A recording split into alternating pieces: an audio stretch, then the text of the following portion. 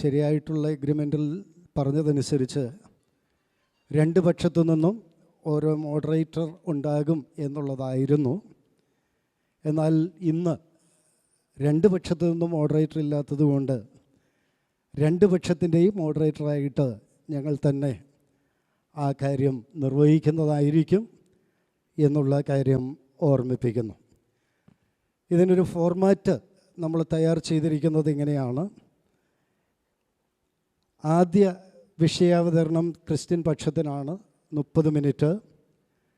രണ്ടാം വിഷയാവതരണം ഇസ്ലാം പക്ഷത്തിനാണ് 30 മിനിറ്റ്. അതിനുശേഷം 30 minute ഖണ്ഡനത്തിനായിട്ട് Christian പക്ഷത്തിനും തുടർന്ന് ഖണ്ഡനത്തിനായിട്ട് 30 മിനിറ്റ് ഇസ്ലാം പക്ഷത്തിനും നൽകുന്നു. അതിനുശേഷം ഉപഖണ്ഡനമുണ്ട്, 15 മിനിറ്റ് തന്നെയാണ്. ചോദ്യങ്ങൾ ഫ്ലോറിൽ നിന്ന് ചോദിക്കുവാൻ പാടില്ല എന്നുള്ള ഒരു തീരുമാനമുണ്ടെങ്കിലും സംവാദകർ തമ്മിൽ 3 ചോദ്യങ്ങൾ 2 മിനിറ്റ് വീതം ചോദ്യങ്ങൾ ചോദിക്കുകയും 5 മിനിറ്റ് വീതം മറുപടി പറയുകയും ചെയ്യുന്നതാണ് ഇന്നത്തെ ഇവിടുത്തെ സംവാദത്തിൻ്റെ മോഡൽ. അതാണ്. അപ്പോൾ തീർച്ചയായിട്ടും ഈ സംവാദത്തിലേക്ക് 2 പ്രിയപ്പെട്ടവരെയും ഞങ്ങൾ സ്വാഗതം ചെയ്യുന്നു. ഞാൻ ഇവിടെ അവർ തമ്മിലുള്ളതായിരിക്കുന്ന ഒരു എഗ്രിമെൻ്റ്, അത് അവർ തമ്മിൽ പറഞ്ഞ കാര്യമാണ്. അതിപ്പോൾ അവർ തമ്മിൽ അതൊന്ന് സൈൻ ചെയ്തതിന് ശേഷം നമ്മൾ ഈ സംവാദത്തിലേക്ക് പ്രവേശിക്കുന്നതായിരിക്കും. വായിച്ചു നോക്കി തൃപ്തിപ്പെട്ടെങ്കിൽ സൈൻ ചെയ്യുക.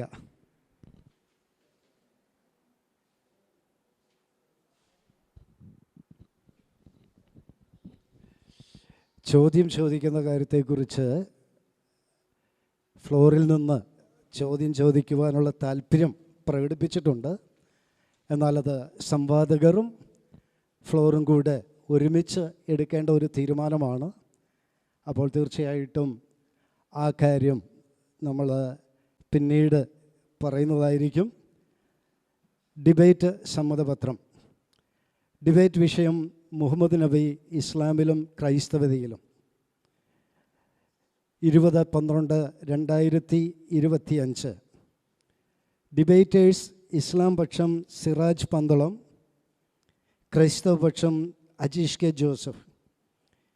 ഇരു കക്ഷികളും മെസ്സഞ്ചറിലൂടെ പരസ്പരം ചർച്ച ചെയ്ത് തീരുമാനിച്ചതിൽ പ്രകാരം ഇന്നേ ദിവസം ഹിം ചിൽഡ്രൻസ് ഹോമിൻ്റെ പുച്ചേടിവിളയിലെ ഹാളിൽ വെച്ച് നടത്തപ്പെടുന്ന ഡിബേറ്റിൽ ഡിബേറ്റേഴ്സായ ഞങ്ങൾ പരപ്രേരണ കൂടാതെയും ആരുടെയും ഭീഷണിയോ സാമ്പത്തിക പ്രേരണയോ കൂടാതെ സ്വന്തം ഇഷ്ടപ്രകാരം മാത്രം ഡിബേറ്റിൽ പങ്കെടുക്കുന്നതാണ്. രാജ്യത്തിൻ്റെ നിയമം പാലിച്ചും പ്രതിപക്ഷ ബഹുമാനത്തോടും സാമുദായിക കലാപത്തിന് ആഹ്വാനം ചെയ്യാതെയും പരസ്പരം സംവാദ മാന്യത പുലർത്തിക്കൊണ്ടും ഡിബേറ്റിൻ്റെ ആദിയോടന്തം മോഡറേറ്റേഴ്സിൻ്റെ നിയന്ത്രണത്തിന് പൂർണ്ണമായും വിധേയപ്പെട്ടുകൊണ്ട് ഡിബേറ്റിൽ പങ്കെടുക്കുവാൻ വിധേയനാണ് എന്ന് ഇതിനാൽ സമ്മതിക്കുന്നു. അജീഷ് കെ ജോസഫും സിറാജ് പന്തളവും അവർ ഇതിൽ സൈൻ ചെയ്യണം. തുടർന്ന് പ്രോഗ്രാം കമ്മിറ്റിക്ക് വേണ്ടി 2 വ്യക്തികളും സൈൻ ചെയ്യേണ്ടതാണ്. ഓക്കെ, എല്ലാവരുടെയും സമ്മതത്തോടുകൂടെ ക്രിസ്ത്യൻ പക്ഷത്തെ പ്രതിനിധീകരിച്ചുകൊണ്ട് അജീഷ് കെ ജോസഫ് വിഷയ അവതരണത്തിലേക്ക് പ്രവേശിക്കുകയാണ്. പ്രാരംഭമായി അദ്ദേഹത്തെ അതിനായിട്ട് ക്ഷണിക്കുന്നു. പറഞ്ഞിരിക്കുന്ന സമയം പാലിക്കുവാൻ കൃത്യമായിട്ട് ഓർക്കണം. 30 മിനിറ്റാണ്. സ്റ്റാർട്ട് ചെയ്യുന്ന സമയം മുതൽ 30 മിനിറ്റ്സ് അതിനുള്ളിൽ ഈ പ്രോഗ്രാം താൻ നിർത്തുന്നതായിരിക്കും. 3:43 ആയിട്ടുണ്ട് ഇപ്പോൾ എൻ്റെ വാച്ചിൽ. അപ്പോൾ ഒരു 2 മിനിറ്റ് കൂടെ 3:43 കഴിഞ്ഞു. ഓക്കെ. ആദ്യത്തെ വാക്ക് പറയുന്ന സമയം മുതലുള്ളതായിരിക്കുന്ന ടൈമാണ്. അപ്പോൾ അത് Shiju please check the time. Okay, 30 മിനിറ്റാണ് സമയം. സകല മനുഷ്യരുടെയും പാവങ്ങൾക്കായി ക്രൂശിൽ മരിച്ച് അടക്കപ്പെട്ട് 3-ാം നാൾ ഉയർത്തെഴുന്നേറ്റ രാജാതിരാജാവും കർത്താവും സർവ്വലോകരക്ഷിതാവുമായ യേശു ക്രിസ്തുവിൻ്റെ പരിശുദ്ധമായ നാമത്തിൽ എല്ലാവർക്കും സ്നേഹവന്ദനം. ഇങ്ങനെ ഒരു സംവാദം നടക്കുവാനുണ്ടായ കാരണം വേറെ ഒന്നുമല്ല. ഫേസ്ബുക്കിലൂടെയും മെസ്സഞ്ചറിലൂടെയും ഞാനും സിറാജ് ബന്ധളുമായിട്ടുള്ളൊരു വിഷയം ചെറിയ രീതിയിൽ സംസാരം വന്നപ്പോഴാണ് ഒരു സംവാദത്തിലേക്ക് വന്നത്. ഇതിനു മുമ്പ് ഞങ്ങൾ ഗൂഗിൾ മീറ്റിലൊരു സംവാദം നടന്നെങ്കിലും അത് ടെക്നിക്കൽ പരമായിട്ട് ചില പ്രശ്നങ്ങൾ ഉണ്ടായതുകൊണ്ട് തന്നെയാണ് ഇങ്ങനെ ഒരു പൊതുവേദിയിൽ ഒരു സംവാദം നടത്തണം എന്നുള്ളൊരു രീതിയിലേക്ക് വന്നത്. ഇന്നത്തെ നമ്മുടെ വിഷയം എന്ന് പറയുന്നത് മുഹമ്മദ് നബി ക്രൈസ്തവതയിലും ഇസ്ലാമിലും എന്നുള്ളതാണല്ലോ. എല്ലാ ബഹുമാനത്തോടും കൂടി ഒരു കാര്യം ആദ്യം തന്നെ പ്രഖ്യാപിക്കുകയാണ്. ഇസ്ലാമിൻ്റെ മാത്രം പ്രവാചകനായ മുഹമ്മദ് നബിയെ ക്രൈസ്തവർ ഒരു സത്യപ്രവാചകനായോ ഒരു ദൂതനായിട്ടോ അംഗീകരിക്കുന്നില്ല എന്നുള്ളത് പിതാവിൻ്റെയും പുത്രൻ്റെയും പരിശുദ്ധാത്മാവിൻ്റെ നാമത്തിൽ ഞങ്ങൾ പ്രഖ്യാപിക്കുകയാണ്. ക്രൈസ്തവതയിൽ മുഹമ്മദിനെ പ്രവാചകനായി അംഗീകരിക്കണമെങ്കിൽ ക്രൈസ്തവ വിശ്വാസത്തിൻ്റെ ആധാരമായ ബൈബിളിൽ മുഹമ്മദിനെ സംശയരഹിതമായിട്ട് തന്നെ കണ്ടെത്താൻ കഴിയണം.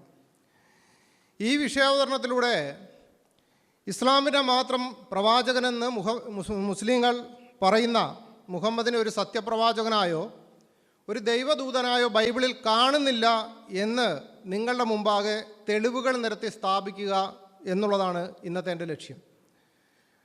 ആ ലക്ഷ്യത്തിലേക്ക് വരുമ്പോൾ ബൈബിളിലെ ആവർത്തന പുസ്തകം 13-18 അധ്യായങ്ങൾ ഒരു സത്യപ്രവാചകനെ തിരിച്ചറിയാനുള്ളതായിട്ടുള്ള എല്ലാ വ്യക്തമായ നിയമങ്ങളും മാനദണ്ഡങ്ങളും ഉണ്ടായിരിക്കെ അങ്ങനെ ഒരു മാനദണ്ഡം ഉണ്ടോ ഇല്ലയോ എന്ന് നമ്മൾ പരിശോധിക്കേണ്ടിയിരിക്കുന്നു.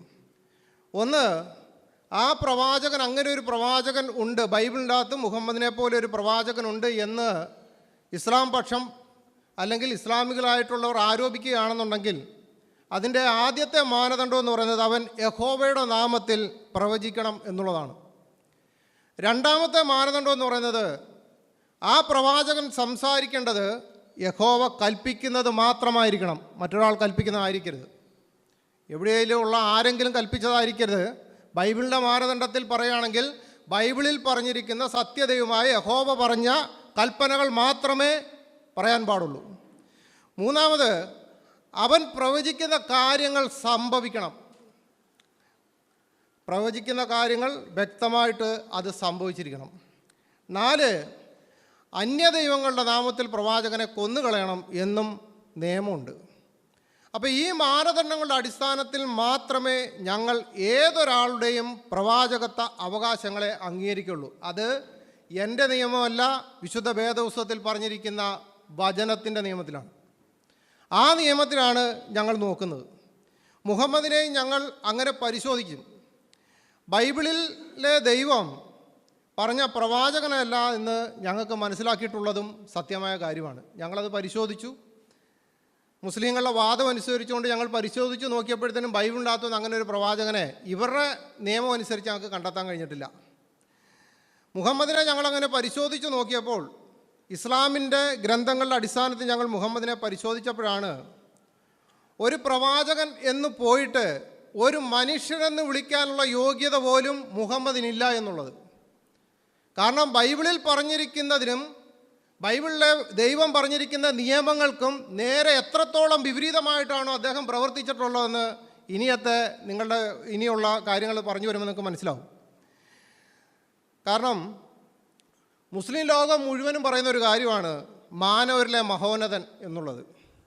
ഈ മാനവരിലെ മഹോന്നതനെ ഇവരെത്രത്തോളം ഉയർത്തിക്കാട്ടുന്നുണ്ടോ ആ മഹോന്നതന് ഖുറാൻ്റെയോ ഹദീസിൻ്റെയോ അടിസ്ഥാനത്തിൽ ഒരു യോഗ്യത പോലും ഇല്ല എന്നുള്ളതാണ് പരിശോധിക്കുമ്പോൾ കാണാൻ സാധിക്കുന്നത്. അത് എങ്ങനെയാണ് വന്നതെന്നൊരു പിടുത്തമില്ല. ഇവരുടെ സന്തോഷം കൊണ്ടാണോ എന്നറിയത്തില്ല, അല്ലെങ്കിൽ ഇവർ മുഹമ്മദിന് കൊടുത്ത പ്രത്യേക ഒരു പദവിയാണോ എന്നും അറിയില്ല. എന്നാൽ ഒരു സാധാരണ മനുഷ്യൻ ഉപയോഗിക്കേണ്ട യോഗ്യത പോലും ഇസ്ലാമിൻ്റെ പ്രവാചകനായ മുഹമ്മദിനില്ല എന്നുള്ളതാണ്. ഇതിൻ്റെ കാരണം ബൈബിളിൻ്റെ ഭാഷയിൽ പറഞ്ഞാൽ മുഹമ്മദിന് ആത്മാവിൻ്റെ ഫലം പ്രകടിപ്പിക്കാതെ ജഡത്തിൻ്റെ പ്രവർത്തികൾ മാത്രം ചെയ്ത് ജീവിച്ച ഒരു മനുഷ്യനാണ്. നമ്മൾ താരതമ്യം ചെയ്യുന്നത് ബൈബിളിൽ ജഡത്തിൻ്റെ പ്രവർത്തികളെപ്പറ്റി പഴയ നിയമത്തിലും പുതിയ നിയമത്തിലും പറയുന്നുണ്ട്. പുതിയ നിയമത്തിൽ ഗലാത്യ ലേഖനം 5 അധ്യായൻ്റെ 19 മുതൽ 21 വരെയുള്ള വാക്യങ്ങൾ ഇങ്ങനെ പറയുന്നു: ജഡത്തിൻ്റെ പ്രവൃത്തികളോ ദുർനടപ്പ്, അശുദ്ധി, ദുഷ്കാമം, വിഗ്രഹാരാധന, ആഭിചാരം, പക, പിണക്കം, ജാരസംഘ, ക്രോധം, ശാഠ്യം, ദ്വന്ദ്വപക്ഷം, ഭിന്നത, അസൂയ, മദ്യപാനം, വെറുക്കുത്ത് മുതലായവ എന്ന് വെളിവാകുന്നു. പൗലോസപ്പോസ്തലനിലൂടെ ദൈവാത്മാവ് ഈ വെളിപ്പെടുത്തിയിരിക്കുന്ന ഇത്രയും കാര്യങ്ങൾ ഈ ലോകത്തിൽ ആരെങ്കിലും ചെയ്തിട്ടുണ്ടോ എന്ന് ചോദിച്ചു കഴിഞ്ഞാൽ ഇവർ ഈ പറയുന്ന മാനവരിൽ മഹോന്നതനല്ലാതെ വേറെ ആരുമില്ല. അതുകൊണ്ടാണ് മുഹമ്മദിൻ്റെ എല്ലാ ഗുണങ്ങളും മുഹമ്മദിലുണ്ടെന്ന് ഇവർ വാദിക്കുമ്പോൾ പോലും, മുഹമ്മദിനെ ഒരു സത്യപ്രവാചകനായിട്ട് മുസ്ലിങ്ങൾ അംഗീകരിക്കുമ്പോൾ പോലും ഈ മുഹമ്മദ് ചെയ്തിട്ടുള്ള ഈ മാതൃകകൾ ആരും ഇവർ പിന്തുടരാത്തത്. കാരണം ഞങ്ങൾ പല പ്രാവശ്യം ചോദിച്ചിട്ടുള്ള എന്തുകൊണ്ടാണ് ചെയ്യാത്തതെന്ന് ചോദിച്ചപ്പോഴത്തേന് അത് ചെയ്യാൻ പറ്റത്തില്ല എന്നായിരിക്കും ഇത്. ഇനി ദുർനടപ്പിലേക്ക് മുഹമ്മദ് പോയിട്ടുണ്ടോ എന്ന് ചോദിച്ചു കഴിഞ്ഞാൽ മുഹമ്മദ് ഒരു ദുർനടപ്പുകാരനായിരുന്നു എന്ന്, ഒരു വ്യക്തിയായിരുന്നു എന്നുള്ളത് സൂറ 33:50 അർത്ഥം മനസ്സിലാകുന്ന ഭാഷയിൽ, അവരവർക്ക് മനസ്സിലാകുന്ന ഭാഷയിൽ ഇപ്പോൾ ഖുർആൻ പരിഭാഷപ്പെടുത്തിയിട്ടുണ്ട്. അവരവർക്ക് മനസ്സിലാകുന്ന ഭാഷയിൽ ഒന്ന് വായിച്ചു കഴിഞ്ഞാൽ അതിൻ്റെ വളരെ വ്യക്തമായിട്ട് അറിയാൻ സാധിക്കും എങ്ങനെയാണ്. കാരണം അവിടെ അള്ളാഹു മുഹമ്മദിന് നിക്കാഹ് കഴിക്കാൻ അനുവാദം കൊടുത്തിട്ടുള്ള സ്ത്രീകളുടെ ലിസ്റ്റ് കാണുന്നുണ്ട്. ആ ലിസ്റ്റ് വായിച്ചു കഴിഞ്ഞാൽ തന്നെ ഒരു ദിവസം വേണ്ടി വരും. അവരുമായിട്ട് എങ്ങനെയാണ് ഈ ലിസ്റ്റിലേക്ക് എത്തിയെന്നുള്ളതല്ല. അപ്പോൾ പരിഷ്കൃത ലോകത്ത് നമ്മൾ സഹോദരിമാരായി പരിഗണിക്കുന്ന ആളുകളുണ്ടല്ലോ, അവരെ അടക്കം നിക്കാഹ് ചെയ്തവരാണ് ഖുറാനിലെ അള്ളാഹു മുഹമ്മദിനോട് കൽപ്പിച്ചിരിക്കുന്നത്. അപ്പോൾ സഹോദരിമാരായി പരിഗണിക്കേണ്ട ആളുകളെ വരെ നിക്കാഹ് ചെയ്യാൻ അനുമതി നൽകിയത് അള്ളാഹുവിൻ്റെ ദുർനടപ്പായും അത് അനുസരിച്ച മുഹമ്മദിനെ ഒരു ദുർനടപ്പുകാരനായിട്ട് മാത്രമേ നമുക്ക് കാണാൻ സാധിക്കത്തുള്ളൂ. അത് 33:50 വായിക്കുമ്പോഴത്തേനും നമുക്ക് കാണുവാൻ സാധിക്കും. ഇനി അശുദ്ധി എന്ന വിഷയത്തിലേക്ക് വരികയാണെങ്കിൽ, ഈ ആർത്തമുള്ള ഭാര്യമാരുമായി വസ്ത്രത്തിന് അപ്പുറമായി ഇടപെടുകയും തൻ്റെ ആവശ്യം നിയന്ത്രിക്കാൻ സാധിക്കാത്ത അവസ്ഥയിൽ പെരുമാറുകയും ചെയ്തിരുന്ന ആളായിരുന്നു മുഹമ്മദ് എന്ന് നമുക്ക് സ്വഹീഹ് മുസ്ലിം വാല്യം 1 ഹദീസ് നമ്പർ 1 നമുക്കത് കാണുവാൻ സാധിക്കുന്നതാണ്. അല്ലെങ്കിൽ നിങ്ങൾ sunna.com കയറി സ്വഹീഹ് മുസ്ലിം 299 മുതൽ 296 വരെയുള്ള ഹദീസുകൾ നോക്കിയാൽ മതി. ഈ ഹദീസുകൾ നിങ്ങൾക്ക് ബുഖാരിയിലും കാണാവുന്നതാണ്. ബുഖാരിയിൽ പറയുന്നത് ഭാര്യമാരുടെ ആർത്തവകാലത്ത് നോമ്പുകാരനായ മുഹമ്മദ് ഭാര്യമാരെ ചുംബിക്കാറുണ്ടായിരുന്നു എന്നാണ്. എന്നാൽ ലേവ്യ പുസ്തകം 15-ാം അധ്യായത്തിൻ്റെ 19 മുതൽ 24 വരെയുള്ള വാക്യങ്ങൾ വായിക്കുമ്പോൾ ആർത്തവകാരിയെയും അവൾ സ്പർശിക്കുന്ന വസ്തുക്കളെയും അശുദ്ധമായി കണക്കാക്കണമെന്നാണ് പറഞ്ഞിരിക്കുന്നത്. അപ്പോൾ ഈ മുഹമ്മദ് കാണിച്ച ഒരു ലംഘനമാണത്. അങ്ങനെയാണെന്നുണ്ടെങ്കിൽ ഞങ്ങളുടെ ചോദ്യം, ഈ ദുഷ്കാമത്തിലും അല്ലെങ്കിൽ ഈ ന്യായപ്രമാണത്തിൻ്റേതായിട്ടുള്ള അടിസ്ഥാനത്തിലും മുഹമ്മദ് വന്നു എന്ന് നിങ്ങൾ പറയുമ്പോൾ ഞങ്ങളുടെ ചോദ്യം ഇതാണ്: എവിടെയാണ് മുഹമ്മദ് വിശുദ്ധ വേദപുസ്തകത്തിൽ പറഞ്ഞിരിക്കുന്ന, ദൈവം പറഞ്ഞിരിക്കുന്ന പ്രവൃത്തി സത്യമായി ചെയ്തിട്ടുള്ളത്? ഇനി അതുകൂടാതെ പുരുഷൻ്റെ വസ്ത്രം സ്ത്രീയും സ്ത്രീയുടെ വസ്ത്രം പുരുഷനും ധരിക്കുന്ന യഹോവയ്ക്ക് വെറുപ്പാണ് എന്നാണ് ആവർത്തന പുസ്തകത്തിൽ പറഞ്ഞിരിക്കുന്നത്. എന്നാൽ മുഹമ്മദ് ഇത് ചെയ്ത വ്യക്തിയാണ്. അദ്ദേഹം സ്ത്രീകളുടെ വസ്ത്രം ധരിക്കുന്ന ഒരു ശീലമായിരുന്നു. ബുഖാരി 2442 ആയിഷയുടെ വസ്ത്രം ധരിച്ച് തൻ്റെ കട്ടിലിൽ കിടക്കാറുണ്ടായിരുന്നു. അപ്പോൾ നിങ്ങളൊരു കാര്യം മനസ്സിലാക്കണം, ബൈബിളിൻ്റെ അകത്ത് പറഞ്ഞിരിക്കുകയാണ് 53 വയസ്സുള്ള ആൾ 6 വയസ്സുള്ള അല്ലെങ്കിൽ 7 വയസ്സുള്ള 8 വയസ്സുള്ള ഒരു കുട്ടിയുടെ വസ്ത്രം എങ്ങനെ ധരിച്ചു എന്നുള്ളതോടെ നമ്മൾ മനസ്സിലാക്കണം. അപ്പോൾ ഇവിടെ ബൈബിളിൻ്റെ അകത്ത് യഹോവയ്ക്ക് വെറുപ്പായിട്ടുള്ള ഒരു കാര്യം ചെയ്ത മനുഷ്യനെയാണ് ബൈബിളിൻ്റെ അകത്തുണ്ട് എന്നിവർ സ്ഥാപിക്കുന്നത്. ഞങ്ങളുടെ ചോദ്യം, ഇങ്ങനെ വെറുപ്പുള്ള ഒരു കാര്യം ചെയ്ത മുഹമ്മദിനെ ഞങ്ങളെങ്ങനെ ബൈബിളിൽ നിന്ന് കണ്ടെത്തും? നിങ്ങൾക്ക് കണ്ടെത്താൻ പറ്റുമായിരിക്കും. കാരണം എങ്ങനെയെങ്കിലും ബാലരമയ ബാലഭൂമി എവിടെയെങ്കിലും മുഹമ്മദിനെ പ്രവേശിച്ചെങ്കിൽ മാത്രമേ ഇസ്ലാമിന് മുമ്പോട്ട് യാത്ര ചെയ്യാൻ പറ്റത്തുള്ളൂ എന്നുള്ളത് വേറൊരു വശം.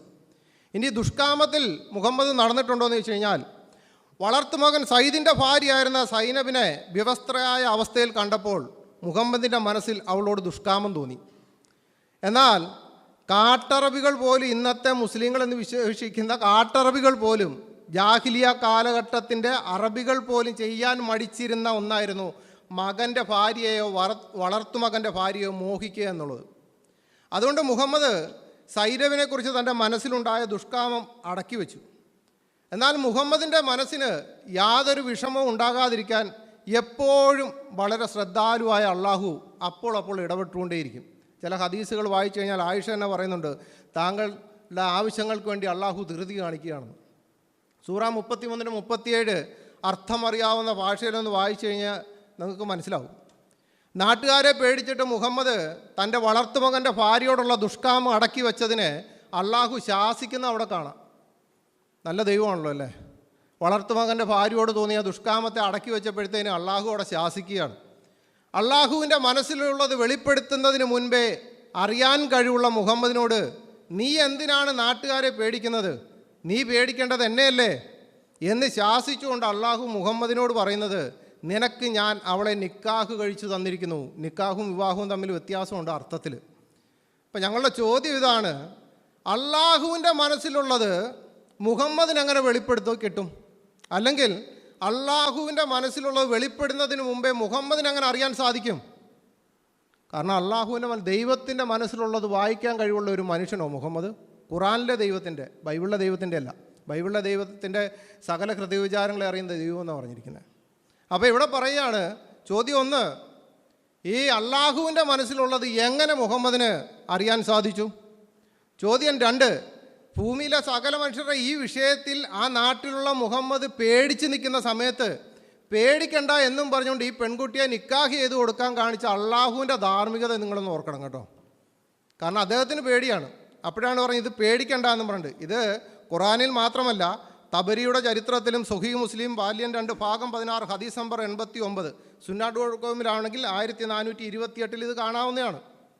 കാരണം ജാഹിലിയ കാലഘട്ടത്തിലെ അറബികൾ പോലും ചെയ്യാൻ മടിക്കുന്ന കാര്യം മുഹമ്മദിൻ്റെ ജഡസുഖത്തിന് വേണ്ടി ചെയ്തു കൊടുത്ത അള്ളാഹുവിനെയൊക്കെ അരിയാഹാരം കഴിക്കുന്ന ആർക്കെങ്കിലും ദൈവമാണെന്ന് പറഞ്ഞിട്ട് വിളിച്ച് 5 നേരം നിസ്കരിക്കാൻ പറ്റുമോ?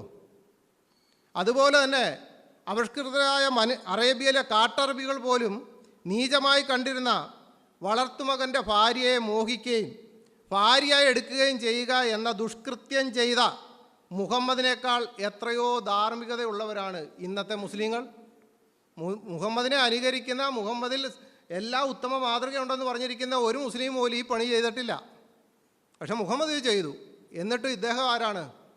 ഏറ്റവും ഉത്തമ മാതൃകയുള്ള മനുഷ്യനാണെന്ന് പറയുന്നത്. മുഹമ്മദ് ഒരു സ്ത്രീയെ നോക്കിയാൽ, ആ സ്ത്രീയിൽ ആഗ്രഹം തോന്നിയാൽ മുഹമ്മദിന് അവളെ വിവാഹം ചെയ്യുന്നതിന് വേണ്ടി അവളുടെ ഭർത്താവ് അവളെ വിവാഹബന്ധം എന്ത് ചെയ്യണം? വേർപെടുത്തി നിൽക്കണം. നല്ല ക്വാളിറ്റിയാണല്ലോ. ആ ഒരു പ്രത്യേക പദവിയും മുഹമ്മദിനുണ്ടായിരുന്നു. ദുഷ്കാമത്തിൻ്റെ ഏറ്റവും വലിയ വെളിപ്പെടുത്തലാണിത്. ഈ സൂറ 33 37 വായിച്ചു കഴിഞ്ഞാൽ കാണാൻ സാധിക്കും. ഇനി അടുത്തത് വിഗ്രഹാരാധന. മുസ്ലിങ്ങൾ അവകാശപ്പെടുന്നത് ഞങ്ങൾ വിഗ്രഹാരാധികളല്ല എന്നാണ്. എന്നാൽ മുഹമ്മദ് വിഗ്രഹാരാധന ചെയ്തിരുന്നതായും ലോക മുസ്ലിങ്ങളെ കൊണ്ട് ഇന്നും വിഗ്രഹാരാധന ചെയ്യിപ്പിക്കുകയും ചെയ്യുന്നുണ്ട് എന്നതാണ് യാഥാർത്ഥ്യം. മുഹമ്മദ് കാബയിലെ കറുത്ത കല്ലിനെ എന്ന് വെച്ചാൽ ഹജറുൽ അസ്വദിനെ ചുംബിക്കുകയും അതിൻ്റെ മുൻപാകെ മുട്ടുമടക്കുകയും ചെയ്തിരുന്നു എന്നുള്ളതുണ്ട്. ഇസ്ലാമിക വിശ്വാസമനുസരിച്ച് ഇത് വെറും ഒരു കല്ലല്ല, അള്ളാഹു ഭൂമിയിലേക്ക് ഇട്ടുകൊടുത്ത പരിശുദ്ധമായ കല്ലാണ്. മനുഷ്യരുടെ പാപം അത് വലിച്ചെടുക്കും. അന്ത്യനാളിൽ ഈ കല്ലിന് കണ്ണും നാവും ഉണ്ടാകും. ഇത് മനുഷ്യരുടെ ഹൃദയവിചാരങ്ങൾ അറിയാൻ കഴിയും. ഈ കല്ല് അള്ളാഹുവിൻ്റെ ഭൂമിയിലെ വലതുകരമാണ് എന്ന് വിശ്വസിക്കുന്ന വിശ്വാസക്കൂട്ടത്തിലുള്ളവരാണ് എൻ്റെ സംവാദകനായ സിറാജ് പന്തളോ എന്ന് ഞാൻ വിശ്വസിക്കുന്നു. അപ്പോൾ ഈ കല്ലിനെക്കുറിച്ച് ഞാൻ പറഞ്ഞ കാര്യങ്ങളൊക്കെ നിങ്ങൾക്ക് സുന്നു തിർമിദിയിലും ഇബ്നു മാജയിലും ഇബിൻ ഹജാർ അസ്കലാനിയുടെ ഫത്തുൽ ബാരിയിലും കാണാവുന്ന കാര്യമാണ്. ബൈബിളിൻ്റെ ഭൂമികയിലും ക്രൈസ്തവതയുടെ പരിവേഷത്തിലും സത്യക്രിസ്ത്യാനികളുടെ വീക്ഷണത്തിലും നോക്കിയാൽ ഇത് പക്കാ വിഗ്രഹാരാധനയാണ്. കാരണം ബൈബിളിൽ പറയുന്നതനുസരിച്ച് ബാലിൻ്റെ ബിംബത്തിൻ്റെ മുമ്പാകെ മുഴങ്കാൽ മടക്കുന്നതും അതിനെ ചുംബിക്കുന്നതും വിഗ്രഹാരാധനയാണെന്ന് ദൈവമായ യഹോവ വ്യക്തമായിട്ട് പറയുകയാണ്. ഈ വചനം അനുസരിച്ച് മുഹമ്മദ് ചെയ്തത് വിഗ്രഹാരാധനയാണ്. കൂടാതെ അന്നു മുതൽ ഇന്ന് വരെയുള്ള എല്ലാ കോടിക്കണക്കിന് മുസ്ലിങ്ങളെയും എല്ലാ രാജ്യത്തു നിന്നും ഒരു സ്ഥലത്തേക്ക് ഈ പുള്ളി കൊണ്ടുവന്നിട്ട് എന്ത് ചെയ്യുക? ഈ കറുത്ത കല്ലിനെ ആരാധിച്ചുകൊണ്ടിരിക്കുക. ഇനി ലോകത്ത് നടക്കുന്ന വേറൊരു അത്ഭുതമുണ്ട്. അത് ഇസ്ലാമിൽ മാത്രമേ ഉള്ളൂ, വേറെ ഒന്നുമല്ല. ദൈവമക്കളായ നമ്മൾ പ്രാർത്ഥിക്കും തോറും പിശാചിൻ്റെ ശക്തി കുറഞ്ഞുകൊണ്ടേയിരിക്കും. നിങ്ങൾ ഗൂഗിളിൽ കയറി കാബ എന്നും പറഞ്ഞുകൊണ്ട് അടിച്ചു കഴിഞ്ഞാൽ കാബയുടെ ചെറിയൊരു ഫോട്ടോ കാണാം 73 കാലഘട്ടത്തിൽ. അതിന് ശേഷം വരുമ്പോഴത്തേനും അതിൻ്റെ അപ്പുറത്ത് പിശാചിൻ്റെ 3 കല്ലൊക്കെ വെച്ചിട്ടുണ്ട്. ഈ കാബ വളരുന്നതിനനുസരിച്ച് ലോകത്ത് പിശാച് വളർന്നുകൊണ്ടിരിക്കുന്ന ഒരു മതം ഇസ്ലാം മാത്രമേ ഉള്ളൂ. കാബ വളരുന്നതിനനുസരിച്ച് ഇപ്പോൾ നിങ്ങൾ നോക്കണം, ഇപ്പോൾ കാബ ഓരോരുത്തരൊക്കെ കല്ലെറിയുന്ന കണ്ടോണം. ഓരോ കാലഘട്ടം കഴിയുന്നതോറും ഈ പിശാചിൻ്റെ വലിപ്പം കൂടുന്നല്ലാതെ കുറയുന്നില്ല. അതാണ്. അപ്പോൾ ഞങ്ങളുടെ ചോദ്യം, ഈ വിഗ്രഹാരാധനയിലേക്ക് നിങ്ങളെ കൊണ്ടുപോകുന്ന ഈ മുഹമ്മദീയരായിട്ടുള്ള അല്ല മുഹമ്മദിൻ്റെ പിൻഗാമികളായിട്ടുള്ള നിങ്ങളോട് ചോദിക്കുകയാണ്, അള്ളാഹുവിനേക്കാളും പ്രവൃത്തിയിൽ വലിയവൻ ആര്? ഈ കറുത്ത കല്ല്. അള്ളാഹുവിന് വേറെ സ്വർഗത്തിൽ ഒത്തിരി പരിപാടിയുണ്ടെങ്കിലും ചോദ്യം 2, പാപങ്ങൾ വലിച്ചെടുത്ത് കറുത്തു പോയതാണ് കല്ലെങ്കിൽ എന്നുവെച്ചാൽ പാലിൻ്റെ അത്രയും വെളുത്ത കല്ലാണിത്. ഭൂമിയിൽ മനുഷ്യരുടെ പാപങ്ങളെ വലിച്ചെടുത്തപ്പോഴാണ് കല്ല് കറുത്തായി പോയത്. അപ്പോൾ പാപം വലിച്ചെടുക്കുന്ന അള്ളാഹുവിൻ്റെ കളറോ? അള്ളാഹുവും പാപം മോചിക്കുമെന്ന ഖുറാൻ്റെ അകത്ത് പറഞ്ഞിരിക്കുന്നത്. ഇനി അടുത്തത് ചോദ്യം 3, ഭൂമിയിലെ അള്ളാഹുവിൻ്റെ വലതുകരം എന്ന് വിശേഷിപ്പിക്കുന്ന ഈ കറുത്ത കല്ല് അബൂ താഹിറിൻ്റെ വീട്ടിൽ 8 കഷ്ണമായിട്ടിരുന്നുകൊണ്ട് അദ്ദേഹം ബാത്റൂമിൽ പോയിക്കൊണ്ടിരുന്നതാണ് ഈ കറുത്ത കല്ല്. അപ്പോൾ അള്ളാഹുവിൻ്റെ വലതുകരമാണ് എന്ത്? അബൂ താഹിറിൻ്റെ വീട്ടിൽ ഇരിക്കുന്നത്. ഇത് ഞാൻ പറഞ്ഞതല്ല, ഇവരുടെ ഇസ്ലാമിക പണ്ഡിതന്മാർ എഴുതിയിരിക്കുന്ന പുസ്തകത്തിലുള്ളതാണ്. ഇനി അടുത്തത് ആഭിചാരം ചെയ്തിട്ടുണ്ടോ എന്ന് ചോദിച്ചു കഴിഞ്ഞാൽ മുഹമ്മദിന് മാരണം ബാധിച്ചു. മുഹമ്മദ് മന്ത്രിച്ചോദാൻ പറഞ്ഞതായിട്ടുള്ള തെളിവുകളുമുണ്ട്. അനുയായികളെ മന്ത്രിച്ചോദാൻ ഉപദേശിച്ച് ജൂതൻ്റെ മാരണത്തിന് വിധേയനാകുകയും ചെയ്തിട്ടുണ്ട്. ആരാ? കണ്ണേറ് തട്ടിക്കഴിഞ്ഞാൽ മന്ത്രി ചോദിച്ചുകൊള്ളുക എന്നും പറഞ്ഞുകൊണ്ട് പറഞ്ഞിരുന്നയാൾ നിസാര ഒരു ജൂതൻ്റെ മാരണത്തിൽ വീണുപോയ മനുഷ്യനാണ് മുഹമ്മദ്. മന്ത്രവാദത്തിൽ വീണുപോയ ആളാണ്. ആവർത്തന പുസ്തകം 18 അധ്യായം 9 മുതൽ 13 വരെ വായിച്ചു കഴിഞ്ഞാൽ ബൈബിൾ അത് നിരോധിച്ചിരിക്കുകയാണ്. ആഭിചാരവും മറ്റുള്ള ഒരു കാര്യങ്ങളും പ്രശ്നക്കാരനോ മന്ത്രവാദി വെളിച്ചപ്പാടൻ ലക്ഷണം പറയുന്നതിന് ഇതൊന്നും എവിടില്ല? വിശുദ്ധ വേദപുസ്തകത്തിൻ്റെ അടിസ്ഥാനത്തിൽ ജീവിക്കുന്ന സത്യക്രിസ്ത്യാനികൾക്കില്ല. ഇനി മുഹമ്മദിന് പക എന്ന് പറയുന്നത് ഉണ്ടോ എന്ന് വെച്ച് കഴിഞ്ഞാൽ പകയുണ്ടായിരുന്നു. ശത്രുക്കളെ ശപിച്ച് ഒട്ടകങ്ങളെ മോഷ്ടിച്ച് ഇടയനെ കൊന്ന് കണ്ണ് ചൂഴ്ന്നെടുത്തവരുടെ കൈയും കാലും മുറിച്ച് കൊന്നുകളഞ്ഞു. അവരെ പൊള്ളിച്ചു കൊന്നുകളഞ്ഞു എന്നാണ് പറഞ്ഞത്. അവർക്ക് എന്നിട്ട് പോലും കുടിക്കാൻ പോലും വെള്ളം കൊടുത്തിട്ടില്ല. അത് കുടിക്കാൻ പോലും വെള്ളം കൊടുക്കാത്ത പകയുള്ള മനുഷ്യനായിരുന്നു ആര്? മുഹമ്മദ്. ഇനി ക്രോധം. അനുയായികളെ തല്ലുകയും ശപിക്കുകയും ചെയ്തിരുന്നു. തൻ്റെ ശാപം അവർക്ക് അനുഗ്രഹമാകണേന്ന് അള്ളാഹുവിനോട് ഉടമ്പടിയും ചെയ്തു. അനുയായികൾ എന്തെങ്കിലും വന്ന് ചോദിച്ചു കഴിഞ്ഞാൽ മുഹമ്മദിന് ഉത്തരവില്ലാതെ വരുമ്പോൾ അദ്ദേഹം ചൂടാവും. ദേഷ്യപ്പെട്ട് കഴിഞ്ഞാൽ പിന്നെ ചെയ്യുന്ന പരിപാടി അവരെന്ത് ചെയ്യുക? ശപിക്കുകയൊക്കെ ചെയ്തുകൊണ്ടിരിക്കുകയാണ്. ആ ശപിച്ചുകൊണ്ടിരിക്കുന്നതും അവർക്ക് അനുഗ്രഹമാകണേന്ന് ഇരിക്കുന്ന ഒരു മനുഷ്യനാണ് മുഹമ്മദ്. അദ്ദേഹത്തെയാണ് ഇവർ സത്യവേദ പുസ്തകത്തിൻ്റെ അകത്തുണ്ടോ എന്ന് പരിശോധിച്ച് വരുന്നത്. അപ്പോൾ ഞങ്ങളുടെ ചോദ്യം, ഇങ്ങനെ തല്ലുകയും ശപിക്കുകയൊക്കെ ചെയ്തുകൊണ്ടിരിക്കുന്ന ഒരു മനുഷ്യനായ മുഹമ്മദിൽ നിന്ന് ഇത്രത്തോളം അനുഗ്രഹം മേടിച്ച് എത്ര മുസ്ലിങ്ങൾ ഈ ലോകത്തുണ്ട്? ഇനി അന്ത്യനാളിൽ ശുപാർശ ചെയ്യാൻ വരുമ്പോഴത്തേനും മുഹമ്മദ് ശുപാർശ ചെയ്യാൻ വരുമെന്നാണ് പറഞ്ഞിരിക്കുന്നത്. ആ ശുപാർശക്കാരനായിട്ടുള്ള മുഹമ്മദ് ഈ ശപിക്കുകയും തല്ലിയൊക്കെ ചെയ്തവർക്ക് അപ്പോൾ തന്നെ 10,27,000 ഭാര്യമാരുടെ അടുത്തേക്ക് കയറിപ്പോകാൻ പറ്റും. 72 കേട്ടോ, 10,27,000 ഹൂറികളാണ് ഒരു മുസ്ലിമിന് സ്വർഗത്തിൽ ഇങ്ങോട്ട് വായിക്കാമെന്ന് പറഞ്ഞിട്ട് അവിടെ നിൽക്കുന്നത്. ഇനി ദ്വന്ദ്വപക്ഷം. തൻ്റെ വളർത്തുമകൻ്റെ വ്യഭിചാര കേസിൽ ആദ്യം ഏകപക്ഷീയമായിട്ട് വിധി പ്രഖ്യാപിക്കുകയും പിന്നീട് ചോദ്യം ചെയ്തപ്പോൾ ന്യായം പാലിക്കേണ്ടി വരികയും ചെയ്തു. ദ്വന്ദ്വപക്ഷമായിട്ടുള്ള പരിപാടിയാണ് അത് ചെയ്തിരിക്കുന്നത്. ഇനി അസൂയ. തൻ്റെ ഭാര്യമാരെ തൻ്റെ മരണശേഷം ആരും വിവാഹം കഴിക്കരുത് എന്ന് വിലക്കി. സൂറ 33-53 വായിച്ചു കഴിഞ്ഞാൽ കാണാൻ മനസ്സിലാവും. അത് വേറെ ഒന്നും കൊണ്ടല്ല, അസൂയ തോന്നിയത് തൊൽഹയോടുള്ള ഒരു അസൂയയാണ്. കാരണം അത് ആയിഷയുമായിട്ട് സഫാൻ എന്ന് പറയുന്ന ആൾ ഒരു രാത്രി മാറിപ്പോകുന്ന വിഷയങ്ങളൊക്കെ വന്നപ്പോഴത്തേന് അദ്ദേഹത്തിന് മനസ്സിലായി, ഞാൻ മരിച്ചു കഴിഞ്ഞാൽ എൻ്റെ ഭാര്യമാരെ മറ്റുള്ളവർ നിക്കാഹ് ചെയ്യും. അപ്പോൾ ഈ 30 മനുഷ്യരുടെ ശക്തി എന്നൊക്കെ ഉള്ളത് എൻ്റെ ഭാര്യമാർ മറ്റുള്ളവരോട് പറയും. അതെല്ലാം അവർക്ക് ബോധ്യമായതുകൊണ്ട് എന്ത് ചെയ്തു? അപ്പോൾ തന്നെ പുള്ളി ഒരു പരിപാടി അങ്ങ് ചെയ്തു. തൻ്റെ മരണശേഷം ഇനി ആരും തൻ്റെ ഭാര്യമാരെ നിക്കാഹ് ചെയ്യാൻ പാടില്ല എന്നുള്ളത്. ഇനി മദ്യപാനം. അത് ചെയ്തിട്ടില്ല എന്നാർക്കും പറയാൻ പറ്റത്തില്ല. കാരണം വേറെ ഒരു മഹാനായിട്ടുള്ള ഒരു വ്യക്തിയും ഈ അടുത്തിടയ്ക്ക് അതിലേക്ക് പോവുകയും ചെയ്തു. അപ്പോൾ മുഹമ്മദ് നബീദ് എന്ന പുളിച്ച വീഞ്ഞ് കുടിച്ചതായിട്ട് രേഖയുണ്ട്.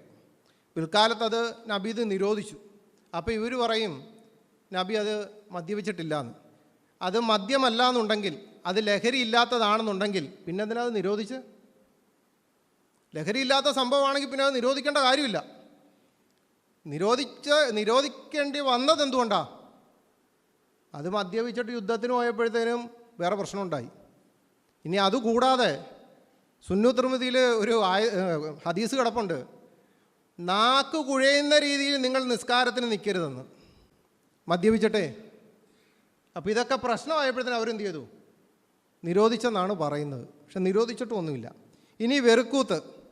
മുത്ത എന്ന് പറയുന്ന താൽക്കാലിക വിവാഹം അനുവദിച്ചു കൊടുത്ത വെറിക്കൂത്തുണ്ട്. ഇതുകൂടാതെ പിണക്കം, ജാരസംഘ, ശാഠ്യം, ഭിന്നത എന്ന് വേണ്ട ജഡത്തിൻ്റെ പ്രവർത്തികൾ മാത്രം ചെയ്ത് ജീവിച്ച ആത്മാവിൻ്റെ ഫലം ഒന്നും പുറപ്പെടുവിക്കാത്ത ഒരു വ്യക്തിയായിരുന്നു മുഹമ്മദ് എന്ന് ഇസ്ലാമിക ഗ്രന്ഥങ്ങൾ വായിച്ചാൽ മനസ്സിലാവും.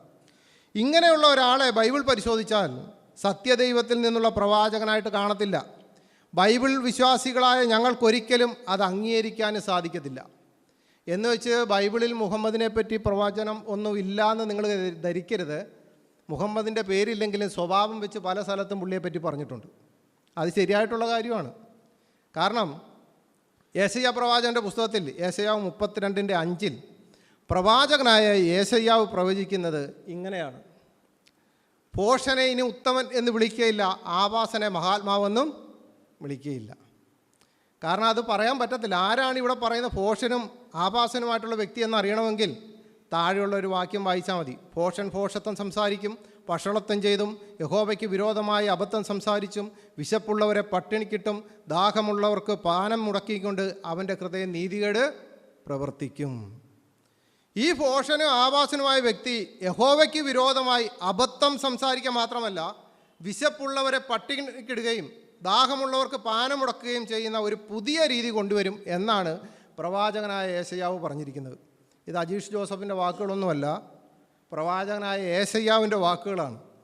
ലോകചരിത്രത്തിൽ ഈ ഒരു പ്രവചനം മുഹമ്മദിനെ പോലെ യോജിക്കുന്ന വേറൊരു വ്യക്തി ഇല്ല എന്നുള്ളത് ഇന്നും കാലങ്ങൾ കൊണ്ടും ദിവസങ്ങൾ കൊണ്ടും മുഹമ്മദിൻ്റെ ആൾക്കാർ ചെയ്തു കൂട്ടുന്ന കിരാതമായിട്ടുള്ള പ്രവർത്തനങ്ങൾ കൊണ്ടും മനസ്സിലാക്കാൻ സാധിക്കും. ഈ വാക്യത്തിന് മുഹമ്മദിനെ പോലെ ഒരു വ്യക്തി ഉലകത്തിൽ ഇനി വേറെ ആരുമില്ല എന്നുള്ളത്.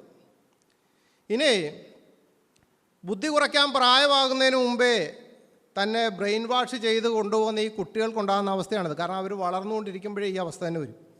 മാനവരിൽ മഹോന്നതാണ് എന്നൊക്കെ പറഞ്ഞുകൊണ്ട് നടക്കുന്ന ജനം ഈ വിളികൾ നിർത്തുന്ന കാലം വരും. അതറിയാൻ യെശയ്യാവിൻ്റെ പുസ്തകം 32:1 ഒരു രാജാവ് നീതിയോടെ വാഴും എന്ന് പറയുന്നുണ്ട്. ആ രാജാവ് മുഹമ്മദാണെന്നൊക്കെ പറഞ്ഞുകൊണ്ട് കിടക്കുന്ന മുഹമ്മദീയരും നമ്മുടെ ഇടയിലുണ്ട്. അത് വേറൊരു വശം. നീതി എന്ന് പറയുന്ന സംഭവം പരിസരത്തൂടെ പോലും പോകാത്ത ഒരു മനുഷ്യനെ നീതിയോടെ പ്രവർത്തിക്കുന്ന രാജാവാണെന്ന് കൊണ്ട് കൊണ്ടു നടക്കുന്ന മുഹമ്മദീയരെ നിങ്ങളൊന്ന് മനസ്സിലാക്കിക്കോണം. അങ്ങനെ ഒരു രാജാവോ നേതാവോ മുഹമ്മദിൻ്റെ നെറ്റിത്തടത്തിൽ പോലും എഴുതി വെക്കാൻ യോഗ്യതയില്ല എന്നുള്ളതാണ്. അപ്പോൾ ഈ ലോകം അനേകം രാജാക്കന്മാരുടെ വാഴ്ച കണ്ടിട്ടുണ്ടെങ്കിലും പൂർണ്ണമായും നീതിയോടുകൂടെ വാഴ്ച നടത്തിയ ഒരു രാജാവിനെ പറ്റി ആരും കണ്ടിട്ടില്ല. എന്നാൽ അങ്ങനെ ശ്രേഷ്ഠനായൊരു രാജാവ് വരുന്നുണ്ട്. ഈ ഭൂതലത്തെ വാഴുവാൻ അതിശ്രേഷ്ഠനായ ഒരു രാജാവ് വരുന്നുണ്ട്. അവൻ്റെ പേര് യേശു ക്രിസ്തു എന്നാണ്. നമ്മുടെ കർത്താവായ യേശു ക്രിസ്തു 1000 വർഷം നീണ്ടു നിൽക്കുന്ന നീതിയും ന്യായവും ഭരണവും നിറഞ്ഞ ഈ ഭൂമിയിൽ നടപ്പാൻ അവൻ വരുന്നുണ്ട്. അവനെപ്പറ്റി വിശുദ്ധ വേദപുസ്തകത്തിൽ പല സ്ഥലത്തും ഇങ്ങനെ പറഞ്ഞിരിക്കുന്നു: അവൻ നീതിയുള്ള രാജാവ്, അവൻ ദയയുള്ള രാജാവ്, അവൻ സമാധാനത്തിൻ്റെ രാജാവ്, അവൻ ആധിപത്യത്തിൻ്റെ രാജാവ്, അവൻ സത്യത്തിൻ്റെ രാജാവ്, അവൻ ന്യായത്തിൻ്റെ രാജാവ്, അവൻ വിശ്വസ്തതയുടെ രാജാവ്, അവൻ ഇസ്രായേലിൻ്റെ രാജാവ്, അവൻ അബ്രഹാമിൻ്റെയും ഇസ്ഹാക്കിൻ്റെയും യാക്കോബിൻ്റെയും രാജാവ്, അവൻ ദാവീദിൻ്റെ രാജാവ്, അവൻ യഹൂദന്മാരുടെ രാജാവ്, അവൻ ജാതികളുടെ രാജാവ്, അവൻ വചനമെന്ന ഇരുവായ്ത്തലയുള്ള വാൾ തൻ്റെ വായിൽ നിന്ന് പുറപ്പെടുവിക്കുന്ന രാജാവ്, അവൻ ന്യായവിധി നടത്തുന്ന രാജാവ്, അവൻ മഹാരാജാവ്, അവൻ രാജാതിരാജാവ്. ഈ രാജാവിൻ്റെ നാമം യേശു ക്രിസ്തു എന്നാണ്. അള്ളാഹുവിന് ഭൂമിയിൽ അള്ളാഹുവിൻ്റെ ജീവിതത്തിൽ ഏറ്റവും ഭയപ്പെടുന്ന ഒരു വാക്കാണ് രാജാതിരാജാവ് എന്നുള്ളത്. ഞങ്ങൾക്ക് ഭയമില്ല. ഞങ്ങൾക്ക് യേശു ക്രിസ്തുവിൽ വിശ്വസിക്കുന്ന ഞങ്ങൾക്ക് യേശു ക്രിസ്തുവിൻ്റെ രാജാതിരാജാവ് എന്ന് പറയുമ്പോൾ ഞങ്ങളുടെ ഉള്ളിൽ ഭയമല്ല വരുന്നത്, ഞങ്ങൾക്ക് ആ ദൈവത്തോടുള്ള ഏറ്റവും വലിയ സ്നേഹമാണ് വരുന്നത്. കാരണം ഞങ്ങൾക്ക് വേണ്ടി രാജാതിരാജാവും കർത്താവുമായിട്ടുള്ള യേശു ക്രിസ്തു ഉണ്ട് എന്നുള്ളത്. അപ്പോൾ ഈ ഭൂതലത്തെ മുഴുവൻ യേശു ക്രിസ്തു വാഴാൻ പോകുന്ന കാലം വരും. ക്രിസ്തു വന്ന് പലരുടെയും കണ്ണും കാതും ഹൃദയവും തുറക്കും. ഈ ലോകത്തിൻ്റെ ദൈവമായി പിശാച് അടച്ചു വച്ചിരിക്കുന്ന കണ്ണും കാതും ഹൃദയവും കർത്താവ് തുറക്കുന്ന കാലം വരും. അങ്ങനെ കണ്ണും കാതും ഹൃദയം തുറക്കുന്ന ഈ ജനം അന്ന് മനസ്സിലാക്കും, ഞങ്ങൾ മഹോന്നതനെന്നും മഹാത്മാവെന്നും മാനവരിൽ മഹോന്നതനും ഒക്കെ പറഞ്ഞു നടക്കുന്ന ഈ മുഹമ്മദ് ഞങ്ങളുടെ ജീവിതത്തിൽ ഒരു ഭാഗമല്ലായിരുന്നു. കാരണം ഞങ്ങളെ പാപത്തിലേക്ക് നയിച്ചിരിക്കുന്ന ഒരു വ്യക്തിയാണെന്നുള്ളത്. അതിന് ഹദീസുകൾ ഇഷ്ടം പോലെ ഉണ്ട്. ഒരു ഹദീസ് ഇങ്ങനെയാണ് പറഞ്ഞിരിക്കുന്നത്. സ്വഹീഹ് മുസ്ലിം അധ്യായം 37 ഹദീസ് നമ്പർ 6622.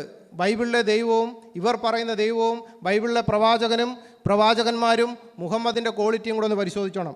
അബൂ ഹുറൈറ നിവേദനം ഒരു ഹദീസിൽ നിന്ന് നബി പറയുന്നത് ശ്രദ്ധിക്കുക: ആരുടെ കയ്യിലാണോ എൻ്റെ ജീവൻ ഇരിക്കുന്നത് അവൻ സത്യം, നിങ്ങൾ പാപം ചെയ്യാത്ത പക്ഷം അള്ളാഹു നിങ്ങളെ തുടച്ചു നീക്കിയിട്ട് നിങ്ങൾക്ക് പകരം പാപം ചെയ്യുന്നവരെ അള്ളാഹു പകരം കൊണ്ടുവരുമെന്ന്. ബൈബിളിനകത്ത് ദൈവം പാപം ചെയ്യാത്തവർ എന്ത് ചെയ്യാനാണ് പറഞ്ഞിരിക്കുന്നത്? അവർ ദൈവത്തിൻ്റെ മക്കളാണ്, ദൈവത്തിൻ്റെ സ്നേഹമുള്ളവരാണ്. പാപം ചെയ്യാതിരിക്കുന്ന ഏതെങ്കിലും ഒരു ജനതയുണ്ടെങ്കിൽ ആ ജനതയെ തുടച്ചു നീക്കിയിട്ട് പാപം ചെയ്യുന്ന മനുഷ്യരെ കൊണ്ടുവരുമെന്ന് വിശുദ്ധ വേദപുസ്തകത്തിലെ ദൈവം വെളിപ്പെടുത്തിയിട്ടില്ല. അങ്ങനെ വെളിപ്പെടുത്താത്ത ഒരു ദൈവത്തിൻ്റെ പിന്നാലെ അതും പിൻപറ്റിക്കൊണ്ടുവന്നിരിക്കുന്ന മുഹമ്മദ് മഹാപാപിയാണ് എന്നുള്ളത് തന്നെയാണ് ഖുറാൻ്റെയും ഹദീസിൻ്റെയും തെളിവുകളുടെ അടിസ്ഥാനത്തിൽ പറയുന്നത്. അങ്ങനെ പാപത്തിൽ ജീവിച്ച ഒരു മനുഷ്യൻ ബൈബിളിൻ്റെ അടിസ്ഥാനത്തിൽ എവിടെയൊക്കെ നിങ്ങൾക്ക് പറയാൻ സാധിക്കും ഇവിടെ അതുണ്ട് ഇതുണ്ടെന്നുള്ളത്? ഇനി ഈ മാനദണ്ഡങ്ങളൊന്നും മുഹമ്മദിന് ചേർക്കാൻ പറ്റുന്നൊരു കാര്യമേ അല്ല. ഇവിടെ പ്രവാചകൻ എന്ന് പറയുന്ന രീതിയിൽ ഈ മുഹമ്മദിനെ പറ്റിയുള്ള കാര്യങ്ങളൊക്കെ സംസാരിക്കുമ്പോഴത്തേനും ഒന്നുകൂടെ പറയുകയാണ്, എന്നെ കേൾക്കുന്ന എല്ലാവരോടും കൂടെ പറയുകയാണ്, ഒരു കാരണവശാലും ബൈബിളിൻ്റെ അകത്ത് ഖുറാൻ്റെ അകത്ത് പറഞ്ഞിരിക്കുന്ന ഖുറാൻ്റെ ജീവിത രീതിയിൽ ഖുറാൻ്റെ അകത്ത് പറഞ്ഞിരിക്കുന്ന ദൈവത്തിൻ്റെ രീതിയിൽ ആ ആവാസനായിട്ട് നടന്നിരിക്കുന്ന മുഹമ്മദിനെ നിങ്ങളൊരിക്കലും സത്യപ്രവാചകനായിട്ടോ സത്യദൂതനായിട്ടോ അല്ലെങ്കിൽ കാര്യസ്ഥനായിട്ടോ ഒക്കെ അന്വേഷിച്ചു വരുന്നത് നിങ്ങൾക്ക് പറ്റുന്ന ഏറ്റവും വലിയ അബദ്ധമാണ്. ഇനി വേറെ ഒരു കാര്യം ഞാൻ പറയുകയാണ്, എൻ്റെ വിഷയവർണ്ണം തീരുന്നതിന് മുമ്പായിട്ട് പറയുന്നു. ഇസ്ലാമിക പണ്ഡിതന്മാർ സ്ഥിരമായി ക്രിസ്ത്യാനികൾക്കെതിരെ ആരോപിക്കുകയും മദ്രസയിൽ പഠിപ്പിക്കുകയും സ്റ്റേജുകളിൽ പ്രസംഗിക്കുകയും ചെയ്യുന്ന ഒരു വാദമാണ് ബൈബിൾ തിരുത്തപ്പെട്ടു. ഒറിജിനൽ ബൈബിൾ ഇന്ന് ലോകത്തിലില്ല, തിരുത്തപ്പെട്ട ബൈബിൾ മാത്രമേ ഇന്ന് ലോകത്തുള്ളൂ എന്നത്. നമ്മുടെ ബഹുമാനപ്പെട്ട എതിർ സംവാദകൻ സിറാജ് പന്തളത്തിനും ഇതേ നിലപാട് തന്നെയായിരിക്കും എന്ന് ഞാൻ മനസ്സിലാക്കുന്നു. എന്നിട്ടും തിരുത്തപ്പെട്ട് എന്ന് മുസ്ലിങ്ങൾ വാദിക്കുന്ന ഇതേ ബൈബിളിൽ നിന്ന് തന്നെ സിറാജ് പന്തളം മുഹമ്മദ് ഉണ്ട് എന്ന് സ്ഥാപിക്കാനാണ് വരുന്നതെങ്കിൽ ഇസ്ലാമിക പണ്ഡിതന്മാർക്കും അവർക്ക് ബുദ്ധി ഉപദേശിച്ച അള്ളാഹുവിനും അന്ത്യകാലത്ത് ഇവർക്ക് ശുപാർശ ചെയ്യുമെന്ന് ഇവർ വിശ്വസിക്കുന്ന മുഹമ്മദിനും എതിരായിരിക്കും ആ നിലപാട് എന്ന് ഞാൻ ഒന്നുകൂടെ ഓർപ്പിക്കുകയാണ്. പിന്നൊരു കാര്യം, ഞങ്ങളൊരു കാലത്ത് ഇവിടെ പല സംവാദകരെയും സംവാദത്തിന് വിളിച്ചപ്പോഴത്തേനും അവർക്കൊക്കെ വരാൻ ഭയമായി നിന്നിരുന്ന ഒരു കാലഘട്ടം ഉണ്ടായിരുന്നു. ഞങ്ങൾ 1,00,000 രൂപ ഇനാം പ്രഖ്യാപിച്ചിട്ട് പോലും വരാതിരുന്ന കാലഘട്ടത്തിൽ ഇന്ന് സിറാജ് പന്തളത്തിനെ പോലുള്ള ഒരു വ്യക്തി ഇസ്ലാം പക്ഷത്തിന് വേണ്ടി ഒരു സംവാദത്തിന് വന്നതിൽ ഞങ്ങൾക്ക് വളരെ സന്തോഷമുണ്ട്. കാരണം അത് ഇന്ത്യയിൽ ഉള്ള ഒരാളെയും കേരളത്തിൽ മാത്രം സ്റ്റേജ് കെട്ടി നടന്ന ആളിനെ എല്ലാം ഞങ്ങൾ വിളിച്ചു. ഒരു കാരണവശാലും വരാതിരിക്കുന്ന സമയത്ത് ഇങ്ങനെയുള്ളൊരു സമയത്ത് സിറാജ് പന്തളം ഇങ്ങനെ ഒരു ദൗത്യം ഏറ്റെടുത്ത് വന്നതിൽ ഞങ്ങളുടെ ജീവനുള്ള ദൈവമായ ക്രിസ്തുവിന് ഞങ്ങൾ നന്ദി പറയുകയാണ്. അതോടൊപ്പം തന്നെ എൻ്റെ വിഷയവർണ്ണം നിർത്തുന്നു. നിങ്ങളെല്ലാവരെയും ദൈവം ധാരാളമായി സഹായിക്കട്ടെ. 28 മിനിറ്റ് കൊണ്ടാണ് അജീഷ് തൻ്റെ വിഷയാവതരണം നടത്തിയത്. തുടർന്ന് പ്രിയ സിറാജ് തൻ്റെ വാദങ്ങൾ ഇവിടെ പറയുന്നതായിരിക്കും.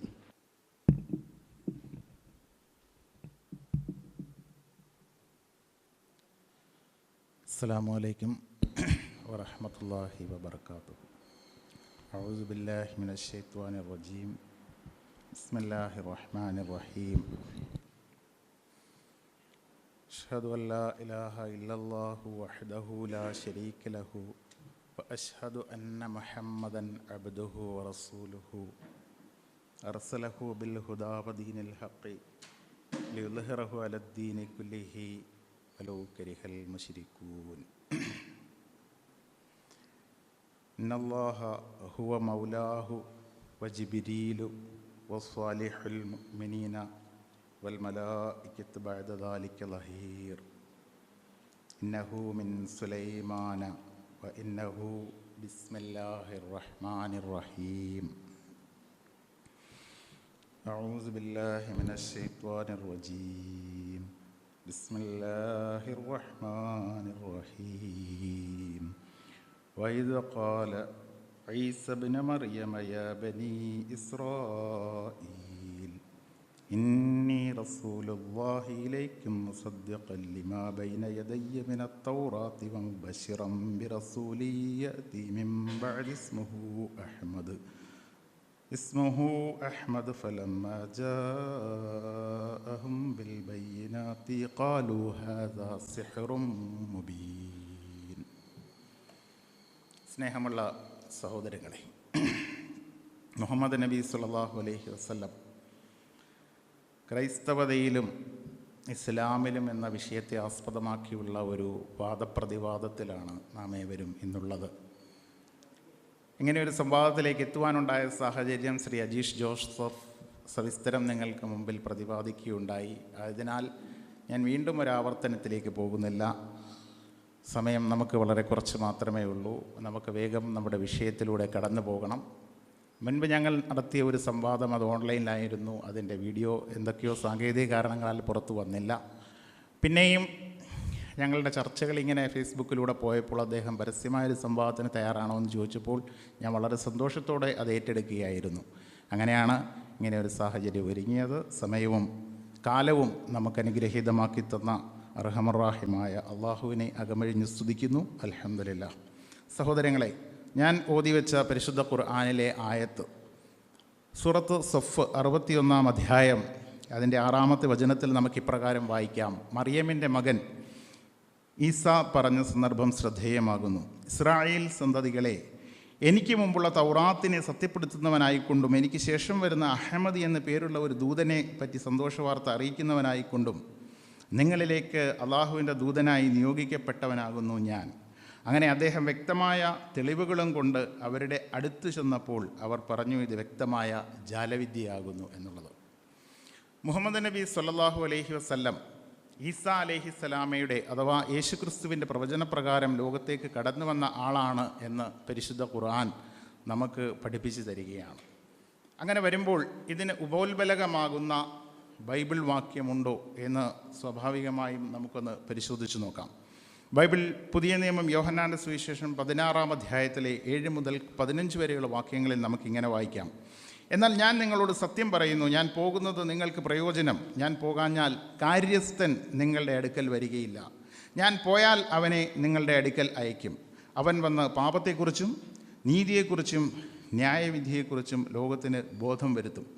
അവർ എന്നിൽ വിശ്വസിക്കായകൊണ്ട് പാപത്തെക്കുറിച്ചും ഞാൻ പിതാവിൻ്റെ അടുക്കൽ പോവുകയും നിങ്ങളിനി എന്നെ കാണാതിരിക്കുകയും ചെയ്യുന്നതുകൊണ്ട് നീതിയെക്കുറിച്ചും ഈ ലോകത്തിൻ്റെ പ്രഭു വിധിക്കപ്പെട്ടിരിക്കുക കൊണ്ടും ന്യായവിധിയെക്കുറിച്ചും തന്നെ. ഇനിയും വളരെ നിങ്ങളോട് പറവാനുണ്ട്, എന്നാൽ നിങ്ങൾക്കിപ്പോൾ വഹിപ്പാൻ കഴിയില്ല. സത്യത്തിൻ്റെ ആത്മാവ് വരുമ്പോഴോ അവൻ നിങ്ങളെ സകല സത്യത്തിലും വഴി നയിക്കും. അവൻ സ്വയമായി സംസാരിക്കാതെ താൻ കേൾക്കുന്നത് സംസാരിക്കുകയും വരുവാനുള്ളത് നിങ്ങൾക്ക് അറിയിച്ചു തരികയും ചെയ്യും. അവൻ എനിക്കുള്ളതിൽ നിന്ന് നിങ്ങൾക്ക് അറിയിച്ചു തരുന്നത് കൊണ്ട് എന്നെ മഹത്വപ്പെടുത്തും.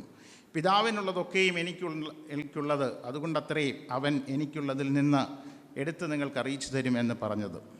ഇത്രയും വചനങ്ങളാണ് നാം യോഹന്നാൻ്റെ സുവിശേഷം 16-ാം അധ്യായത്തിൽ വായിക്കുന്നത്. ഇവിടെ ഉയരുന്ന ചോദ്യങ്ങൾ, അതാണ് നമ്മുടെ ഈ സംവാദത്തിൻ്റെ മർമ്മപ്രധാനമായ ഭാഗം. അതായത് യേശു പ്രയോഗിച്ച വാക്ക്, ഭാഷ, ആ പദം ഏതായിരുന്നു? ഇതാണ് നമ്മുടെ അന്വേഷണം. യേശു പറഞ്ഞ വാക്ക് ഏതായിരുന്നു? ബൈബിൾ മലയാളത്തിൽ നമ്മൾ വായിക്കുന്നത് കാര്യസ്ഥൻ, പരിശുദ്ധാത്മാവ് എന്നീ പദങ്ങളാണ്. ഇംഗ്ലീഷ് ബൈബിളിൽ നമ്മൾ വായിക്കുന്നത് helper, advocate, encourager, steward, counsellor, comforter എന്നുള്ള വാക്കുകളാണ് വായിക്കുന്നത്. അപ്പം മലയാളത്തിൽ, ഇംഗ്ലീഷിലെ ഈ 2 ഭാഷകളിലും വായിക്കുന്ന വാക്കുകൾ ഇതാണ്. എന്നാൽ ഈ 2 ഭാഷകളും ജീസസിനറിയില്ല, യേശുവിനറിയില്ല എന്നുള്ളത് നമുക്കറിയാം. പിന്നെ യേശു ഉപയോഗിച്ച ഭാഷ ഏതായിരുന്നു? യേശുവിൻ്റെ ഭാഷ ഏതാണ് എന്നുള്ളത് മത്സര പരീക്ഷകളിൽ പോലും വരുന്ന ഒരു ചോദ്യമാണ്. അതിനുള്ള മറുപടി അരാമിക് ഭാഷയാണ്. അരാമിക് ഭാഷയിൽ ബൈബിളില്ല എന്നുള്ള കാര്യം നമുക്കെല്ലാവർക്കും അറിയാവുന്നതാണ്. അരാമിക് ഭാഷയിൽ സംസാരിച്ച് യേശുവിൻ്റെ സുവിശേഷങ്ങൾ പുതിയ നിയമം ക്രോഡീകരിക്കപ്പെട്ടിരിക്കുന്നത് ഗ്രീക്ക് ഭാഷയിലാണ്. ഗ്രീക്ക് ജീസസിന് അറിയുകയുമില്ലായിരുന്നു. ഗ്രീക്ക് ജീസസിന് അറിയാമായിരുന്നു എന്നൊക്കെ ചില വാദഗതികൾ പലപ്പോഴും നടത്താറുണ്ട്. പക്ഷേ അതിന് ചരിത്രപരമായി യാതൊരു തെളിവുകളും നമ്മുടെ മുമ്പിലില്ല. കാരണം മലയാളം ബൈബിളിൽ പോലും രേഖപ്പെട്ട് കിടക്കുന്നത് ഏലി ഏലി ലമ്മ ശബക്താനി എന്ന വാക്കാണ്. അതൊട്ട് ഗ്രീക്കുമല്ല. അപ്പോൾ പിന്നെ ജീസസ് അവിടെ ഉപയോഗിച്ച ആ കാര്യസ്ഥൻ എന്ന് പറഞ്ഞ ആ വാക്ക് ഏതായിരുന്നു? അത് ഗ്രീക്ക് മൂലം പരിശോധിച്ചാൽ നമുക്ക് കിട്ടുന്നത് പാരക്ലീറ്റോസ് എന്നാണ്. ഈ പാരക്ലീറ്റോസ് എന്നതിന് തത്തുല്യമായ പദം, ഇക്വലൻ്റ് ടേം ഏതാണ് എന്ന് നമ്മൾ അരാമിക് ഭാഷയിൽ അന്വേഷിച്ചാൽ കിട്ടുന്നത് അഹമ്മദ് എന്നാണ്. ഈ അഹമ്മദ് വരും എന്നാണ് ജീസസ് അരാമിക് ഭാഷയിൽ യോഹന്നാൻ്റെ സുവിശേഷത്തിൽ പറഞ്ഞത് എന്നുള്ളത് നാം തിരിച്ചറിയുക. ഈ വാക്ക് എങ്ങനെ നൂറ്റാണ്ടുകൾക്ക് ശേഷം മുഹമ്മദ് നബി സല്ലല്ലാഹു അലൈഹി വസല്ലം പരിശുദ്ധ ഖുർആനിലൂടെ പറയുന്നു എന്നുള്ളത് സൂറത്ത് സഫിൻ്റെ 6-ാമത്തെ വാക്യമാണ് ഞാനിവിടെ നിങ്ങൾക്ക് മുമ്പിൽ ഉദ്ധരിച്ചത്. അതിന് തൊട്ടുമുകളിൽ 5-ാമത്തെ വാക്യത്തിൽ സൂറത്ത് സഫിൽ മൂസാ നബി അലൈഹിസ്സലാമയുടെ സംഭവം പറയുന്നുണ്ട്. അവിടെ അഹമ്മദ് എന്ന വാക്ക് ഉപയോഗിച്ച് നാം കാണുന്നില്ല എന്ന് മാത്രമല്ല, ഈസാ നബിയുടെ വാചകം ഉദ്ധരിക്കുന്നിടത്ത് കൃത്യമായി നാം ആ വാക്ക് കാണുകയും ചെയ്യുന്നു. അഹമ്മദ് എന്ന ആ ഒരു വാക്ക് മുഹമ്മദ് നബി സല്ലല്ലാഹു അലൈഹി വസല്ലമ എങ്ങനെ പറഞ്ഞു, എന്തുകൊണ്ട് പറഞ്ഞു എന്നുള്ളതാണ് ഇവിടുത്തെ ഈ സംവാദത്തിലൂടെ നമുക്ക് ഉരുത്തിരിഞ്ഞ് കിട്ടേണ്ടുന്ന പരിഹാരം. ഈ ഒരൊറ്റ ആയത്തിൽ അഹമ്മദ് എന്ന പദം ഈസാ നബിയുടെ സംഭവത്തെ ഉദ്ധരിക്കുമ്പോൾ മുഹമ്മദ് നബി സല്ലല്ലാഹു അലൈഹി വസല്ലമ ഖുർആനിലൂടെ നമുക്ക് പഠിപ്പിക്കുന്നെങ്കിൽ ഇതിൽ നിന്ന് 3 കാര്യങ്ങൾ വ്യക്തമാണ്. ഒന്ന്, പരിശുദ്ധ ഖുർആൻ ദൈവികമാണ്. 2, മുഹമ്മദ് നബി സല്ലല്ലാഹു അലൈഹി വസല്ലം ഈസാ നബി അലൈഹി ഇസ്ലാമയുടെ അഥവാ യേശു ക്രിസ്തുവിൻ്റെ പിൻഗാമിയായി ആ പ്രവചനപ്രകാരം ലോകത്തേക്ക് കടന്നു വന്ന ആ സത്യാത്മാവാണ്, കാര്യസ്ഥനാണ് എന്നുള്ളത് നാം തിരിച്ചറിയുക. 3, ഖുർആൻ ദൈവികമാണ് എന്ന 3 കാര്യങ്ങൾ ഈ ഒരൊറ്റ വചനത്തിലൂടെ തെളിയുന്നു. അതിലും കൂടുതൽ കാര്യങ്ങളുണ്ടെങ്കിലും ചുരുക്കത്തിൽ നമുക്ക് ഇങ്ങനെ പറയാം. ഇനി പാരക്ലീറ്റോസ് എന്ന ആ വാക്കും പെരിക്ലീറ്റോസ് എന്നതും തമ്മിലൊരു ചെറിയ സ്പെല്ലിംഗ് വ്യത്യാസമുണ്ട്. അതിൽ കൃത്യമായത് പെരിക്ലൈറ്റോസ് എന്നാണ് യൂസുഫ് അലിയുടെ ഇംഗ്ലീഷ് ട്രാൻസ്ലേഷൻ ഖുർആൻ കമൻ്ററിയിലുള്ളത്. അത് യൂസുഫ് അലിയുടെ ഇംഗ്ലീഷ് ട്രാൻസ്ലേഷൻ ഖുർആനിലുള്ളത് കൊണ്ടാണെന്ന് വേണമെങ്കിൽ നമുക്ക് തൽക്കാലം പരിഗണനയ്ക്ക് വയ്ക്കാം. എന്നാൽ ഈ പദം, ഈ പെരിക്ലീറ്റോസ് എന്നത് ഗ്രീക്ക് മൂലത്തിൽ 5 സ്ഥലങ്ങളിൽ നമുക്ക് കാണാം. യോഹന്നാൻ സുവിശേഷം 14-ാം അധ്യായത്തിലെ 16-ാമത്തെ വാക്യത്തിലും, യോഹന്നാൻ്റെ സുവിശേഷം 14-ാം അധ്യായം 26-ാമത്തെ വാക്യത്തിലും, യോഹന്നാൻ്റെ സുവിശേഷം 15-ാം അധ്യായം 26-ാമത്തെ വാക്യത്തിലും, യോഹന്നാൻ്റെ സുവിശേഷം 16-ാം അധ്യായം 7-ലും 9-ലും തുടങ്ങി 1 യോഹന്നാൻ 2:1-ലും 5 സ്ഥലങ്ങളിൽ ഈ പെരിക്ലീറ്റോസ് എന്ന പദം ഗ്രീക്ക് ബൈബിളിൽ നിന്ന് നമുക്ക് മനസ്സിലാക്കാവുന്നതാണ്. അപ്പോൾ ഈ സംവാദത്തിൽ നിന്ന് നമുക്ക് ഉരുത്തിരിഞ്ഞ് വരേണ്ടുന്ന, ഈ സംവാദത്തിലൂടെ നമുക്ക് കിട്ടേണ്ടുന്ന പരിഹാരങ്ങൾ, ചോദ്യങ്ങൾ, അതിനുള്ള മറുപടികൾ കിട്ടേണ്ടുന്ന ചോദ്യങ്ങൾ ഇതാണ്. യേശു തൻ്റെ പ്രവചനത്തിൽ ഉപയോഗിച്ച ആ വാക്ക് ഏതായിരുന്നു? ആ വാക്ക് അഹമ്മദ് ആണോ? അഹമ്മദ് എന്നാണെങ്കിൽ ആ വാക്ക് തന്നെ എങ്ങനെ കൃത്യമായി പരിശുദ്ധ ഖുർആനിൽ ഈസാ നബിയുടെ കാര്യം പറയുന്നിടത്ത് മാത്രം എങ്ങനെ വന്നു? ഇതിന് 3-നും മറുപടി കിട്ടുമെന്ന് ഞാൻ പ്രതീക്ഷിക്കുകയാണ്. ഇനി സത്യാത്മാവും പരിശുദ്ധാത്മാവും ഒന്നാണെന്ന വാദഗതി പലപ്പോഴും നമ്മൾ കേൾക്കാറുണ്ട്. സത്യാത്മാവും ഈ പറയുന്ന പരിശുദ്ധാത്മാവ് ഒന്നാണ്. അങ്ങനെ വന്നാൽ ക്രൈസ്തവതയുടെ അടിസ്ഥാനമായ ത്രിയേകത്വം, ട്രിനിറ്റി, അത് തകർന്ന് തരിപ്പണമായി പോകും. എന്താ വെച്ചാൽ അവൻ സ്വമേധയാ സംസാരിക്കാതെ കേൾക്കുന്നത് മാത്രം സംസാരിക്കും എന്നാണ് യേശുവിൻ്റെ പ്രവചനം. ആ പ്രവചനപ്രകാരം അപ്പോൾ ഒന്നാമത്തെ ആളത്വമായ പിതാവിൽ നിന്നെടുത്ത് 3-ാമത്തെ ആളത്വമായ പരിശുദ്ധാത്മാവ് സംസാരിക്കുകയോ, അങ്ങനെ വന്നു കഴിഞ്ഞാൽ ത്രിയേകത്വം തന്നെ പൊളിഞ്ഞു പോകും. ക്രൈസ്തവതയുടെ അടിസ്ഥാന വിശ്വാസം തന്നെ പൊളിഞ്ഞു പോകുമെന്നുള്ളതുകൊണ്ട് സത്യാത്മാവും പരിശുദ്ധാത്മാവും ഒന്നാണെന്ന് വരുത്തി തീർക്കാനുള്ള ശ്രമം പരാജയമാണെന്ന് മനസ്സിലാക്കാം. ഇനി യേശുവിന് മുൻപും പരിശുദ്ധാത്മാവ് ഉണ്ടായിരുന്നതായി ബൈബിൾ തന്നെ നമുക്ക് പഠിപ്പിച്ചു തരുന്നു. ബൈബിൾ പുതിയ നിയമം ലൂക്കാസിൻ്റെ സുവിശേഷം 1-ാം അധ്യായത്തിലെ 41-ാം വാക്യത്തിൽ എലിസബത്ത് പരിശുദ്ധാത്മാവ് നിറഞ്ഞവളായി എന്ന് പഠിപ്പിക്കുന്നു. ഇനിയോ മത്തായിയുടെ സുവിശേഷം 1-ാം അധ്യായം 18-ാമത്തെ വാക്യത്തിൽ നമുക്ക് കാണാം, അവൻ്റെ മാതാവായ മറിയവും ജോസഫും തമ്മിലുള്ള വിവാഹ നിശ്ചയം കഴിഞ്ഞിരിക്കെ അവർ സഹവസിക്കുന്നതിന് മുൻപ് അവൾ പരിശുദ്ധാത്മാവിനാൽ ഗർഭിണിയായി കാണപ്പെട്ടു. ഈ വചനപ്രകാരം യേശുവിന് മുൻപ് പരിശുദ്ധാത്മാവ് ഉണ്ടെന്ന് മാത്രമല്ല, യേശുവിൻ്റെ പിതൃത്വം പരിശുദ്ധാത്മാവ് ഏറ്റെടുക്കുകയും ചെയ്തിരിക്കുന്നു എന്ന് നമുക്ക് മനസ്സിലാക്കാം. ഇനിയോ അപ്പോൾ ഞാൻ പോകാഞ്ഞാൽ കാര്യസ്ഥൻ നിങ്ങളുടെ അടുക്കിലേക്ക് വരികയില്ല എന്ന് പറഞ്ഞത് പരിശുദ്ധാത്മാവിനെ കുറിച്ചല്ല എന്നത് വ്യക്തമാണ്. ഇനി അഹമ്മദ് എന്ന വാക്യം, ആ പ്രവചനം നബി സല്ലല്ലാഹു അലൈഹി വസല്ലമയിൽ പൂർത്തീകരിക്കുന്നുണ്ടോ എന്ന് നമുക്ക് പരിശോധിക്കാം. സ്വഹീഹുൽ ബുഖാരിയിൽ നിന്നും വന്ന ഒരു ഹദീസിൽ നമുക്ക് ഇപ്രകാരം വായിക്കാം. ജുബൈർ ഇബ്നു മുത്ഇം റളിയല്ലാഹു അൻഹു റിപ്പോർട്ട് ചെയ്യുന്ന ഹദീസിൽ നമുക്ക് കാണാം, മുഹമ്മദ് നബി സല്ലല്ലാഹു അലൈഹി വസല്ലം പറഞ്ഞു, എനിക്ക് ചില പേരുകളുണ്ട്. ഞാൻ അഹമ്മദാണ്, ഞാൻ മാഹിയാണ്, എന്നെക്കൊണ്ട് അള്ളാഹു അവിശ്വാസത്തെ മായ്ച്ചു കളയുന്നു. ഇനി യേശുവിൻ്റെ പ്രവചനപ്രകാരം വന്നിട്ടുള്ള ആ വാക്യങ്ങളിൽ ഈ അഹമ്മദ് പൂർത്തീകരിക്കപ്പെടുന്നുണ്ടോ എന്ന് നമ്മൾ പരിശോധിച്ചാൽ, ഞാൻ പോകാഞ്ഞാൽ കാര്യസ്ഥൻ നിങ്ങളുടെ അടുക്കൽ വരികയില്ല, അഥവാ യേശുവിൻ്റെ ഇഹലോക ജീവിതം കഴിഞ്ഞ ശേഷമാണ് അഹമ്മദിൻ്റെ ആഗമനമുണ്ടാവുക. ഇനിയോ ക്രിസ്തുവിന് ശേഷം 5 നൂറ്റാണ്ട് ശേഷമാണ് അഹമ്മദ് ആഗതനായത്. അപ്പോൾ പോകാഞ്ഞാൽ നിങ്ങളുടെ അടുക്കൽ കാര്യസ്ഥൻ വരികയില്ല, പോയാൽ മാത്രമേ വരികയുള്ളൂ. പോയതിന് ശേഷം 5 നൂറ്റാണ്ടുകൾക്ക് ശേഷമാണ് വന്നത് എന്ന് നാം മനസ്സിലാക്കുന്നു. ഇനി അവൻ വന്ന പാപത്തെക്കുറിച്ചും ന്യായവിധിയെക്കുറിച്ചും ലോകത്തെ ബോധ്യപ്പെടുത്തുമെന്നാണ്. പാപങ്ങളുടെ മാതാവ് ബഹുദൈവ ആരാധനയായിരുന്നു. ആ ബഹുദൈവ ആരാധന എന്ന പാപത്തിനെതിരെയായിരുന്നു മുഹമ്മദ് നബി സല്ലല്ലാഹു അലൈഹി വസല്ലം തൻ്റെ ജീവിത കാലഘട്ടം മുഴുവനും പോരാടിയതെന്ന് നമുക്ക് മനസ്സിലാക്കാം. എന്ന് മാത്രമല്ല, പരിശുദ്ധ ഖുർആനിൻ്റെ 1/3 പഠിപ്പിക്കുന്നത് ഏകദൈവാരാധനയും അതിൻ്റെ പ്രാധാന്യവുമാണ്. തുടങ്ങി നീതി, ന്യായം എല്ലാം ഖുർആനിലും നബിചര്യയിലും നമുക്ക് കാണാം. ഇതിൽ രണ്ടും വരാത്ത ഒരു നന്മയും നമുക്ക് ലോകത്തെവിടെയും കാണാൻ കഴിയുകയില്ല. അതായത് അവൻ നിങ്ങളെ സകല സത്യത്തിലേക്കും വഴി നയിക്കും എന്ന ആ പ്രവചനം, അഹമ്മദ് സകല സത്യത്തിലേക്കും വഴി നയിക്കും എന്നുള്ള ആ ഒരു പ്രവചനം പൂർത്തീകരിക്കുന്നത് എങ്ങനെയാണെന്ന് നമുക്ക് നോക്കിയാൽ എല്ലാ നന്മകളും പഠിപ്പിച്ചു കഴിഞ്ഞിരിക്കുകയാണ്. സ്വർഗം മാതാവിൻ്റെ കാൽ കീഴിലാണ്. ഏതൊരുവൻ്റെ മാതാപിതാക്കൾ അവരുടെ വാർദ്ധക്യാവസ്ഥയിൽ അവനോടൊപ്പമായിട്ട് അവരിലൂടെ അവൻ സ്വർഗം കടന്നില്ലയോ, അവൻ നാശമടഞ്ഞു പോകട്ടെ എന്ന് പഠിപ്പിച്ചു. കുടുംബബന്ധം ചേർക്കുക എന്ന് പഠിപ്പിച്ചു. ഞാനും അനാഥകളെ സംരക്ഷിക്കുന്നവരും ഈ 2 വിരലുകൾ പോലെയാണെന്ന് പഠിപ്പിച്ചു.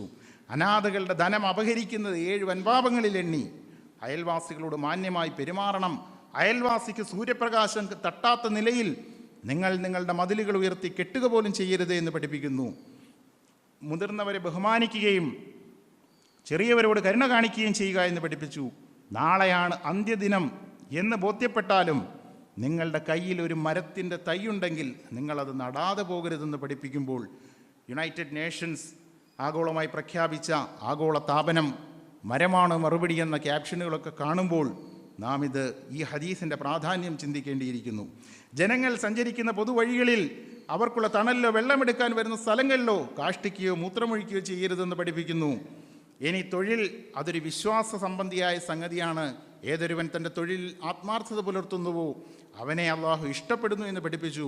പ്രാർത്ഥനയ്ക്കായി അംഗശുദ്ധി വരുത്തുമ്പോഴും വെള്ളം അധികം എടുക്കരുത്, അത് മറ്റു ജീവികൾക്കും ആവശ്യമാണെന്ന് പഠിപ്പിച്ചു. അയൽവാസിയെ ബഹുമാനിക്കുക, ആത്മഹത്യ കുറ്റകരമെന്ന് പഠിപ്പിച്ചു.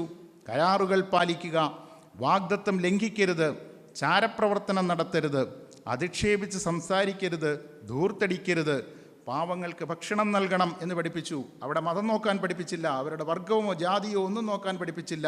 വിശന്ന വയറുകൾക്ക് ആഹാരം കൊടുക്കാൻ പഠിപ്പിച്ചു. ഏഷണി പറയരുത്, കോപം നിങ്ങൾ നിയന്ത്രിക്കുക, അപവാദം പ്രചരിപ്പിക്കരുത്, മറ്റുള്ളവരിൽ നന്മ കാണണം, അതിഥികളെ ആദരിക്കാൻ പഠിപ്പിച്ചു. തിന്മയെ നന്മ കൊണ്ട് നിങ്ങൾ പ്രതിരോധിക്കുക, തിന്മയായ ഒരു കാര്യം കണ്ടാൽ നിങ്ങൾ നന്മ കൊണ്ട് പ്രതിരോധിക്കുക.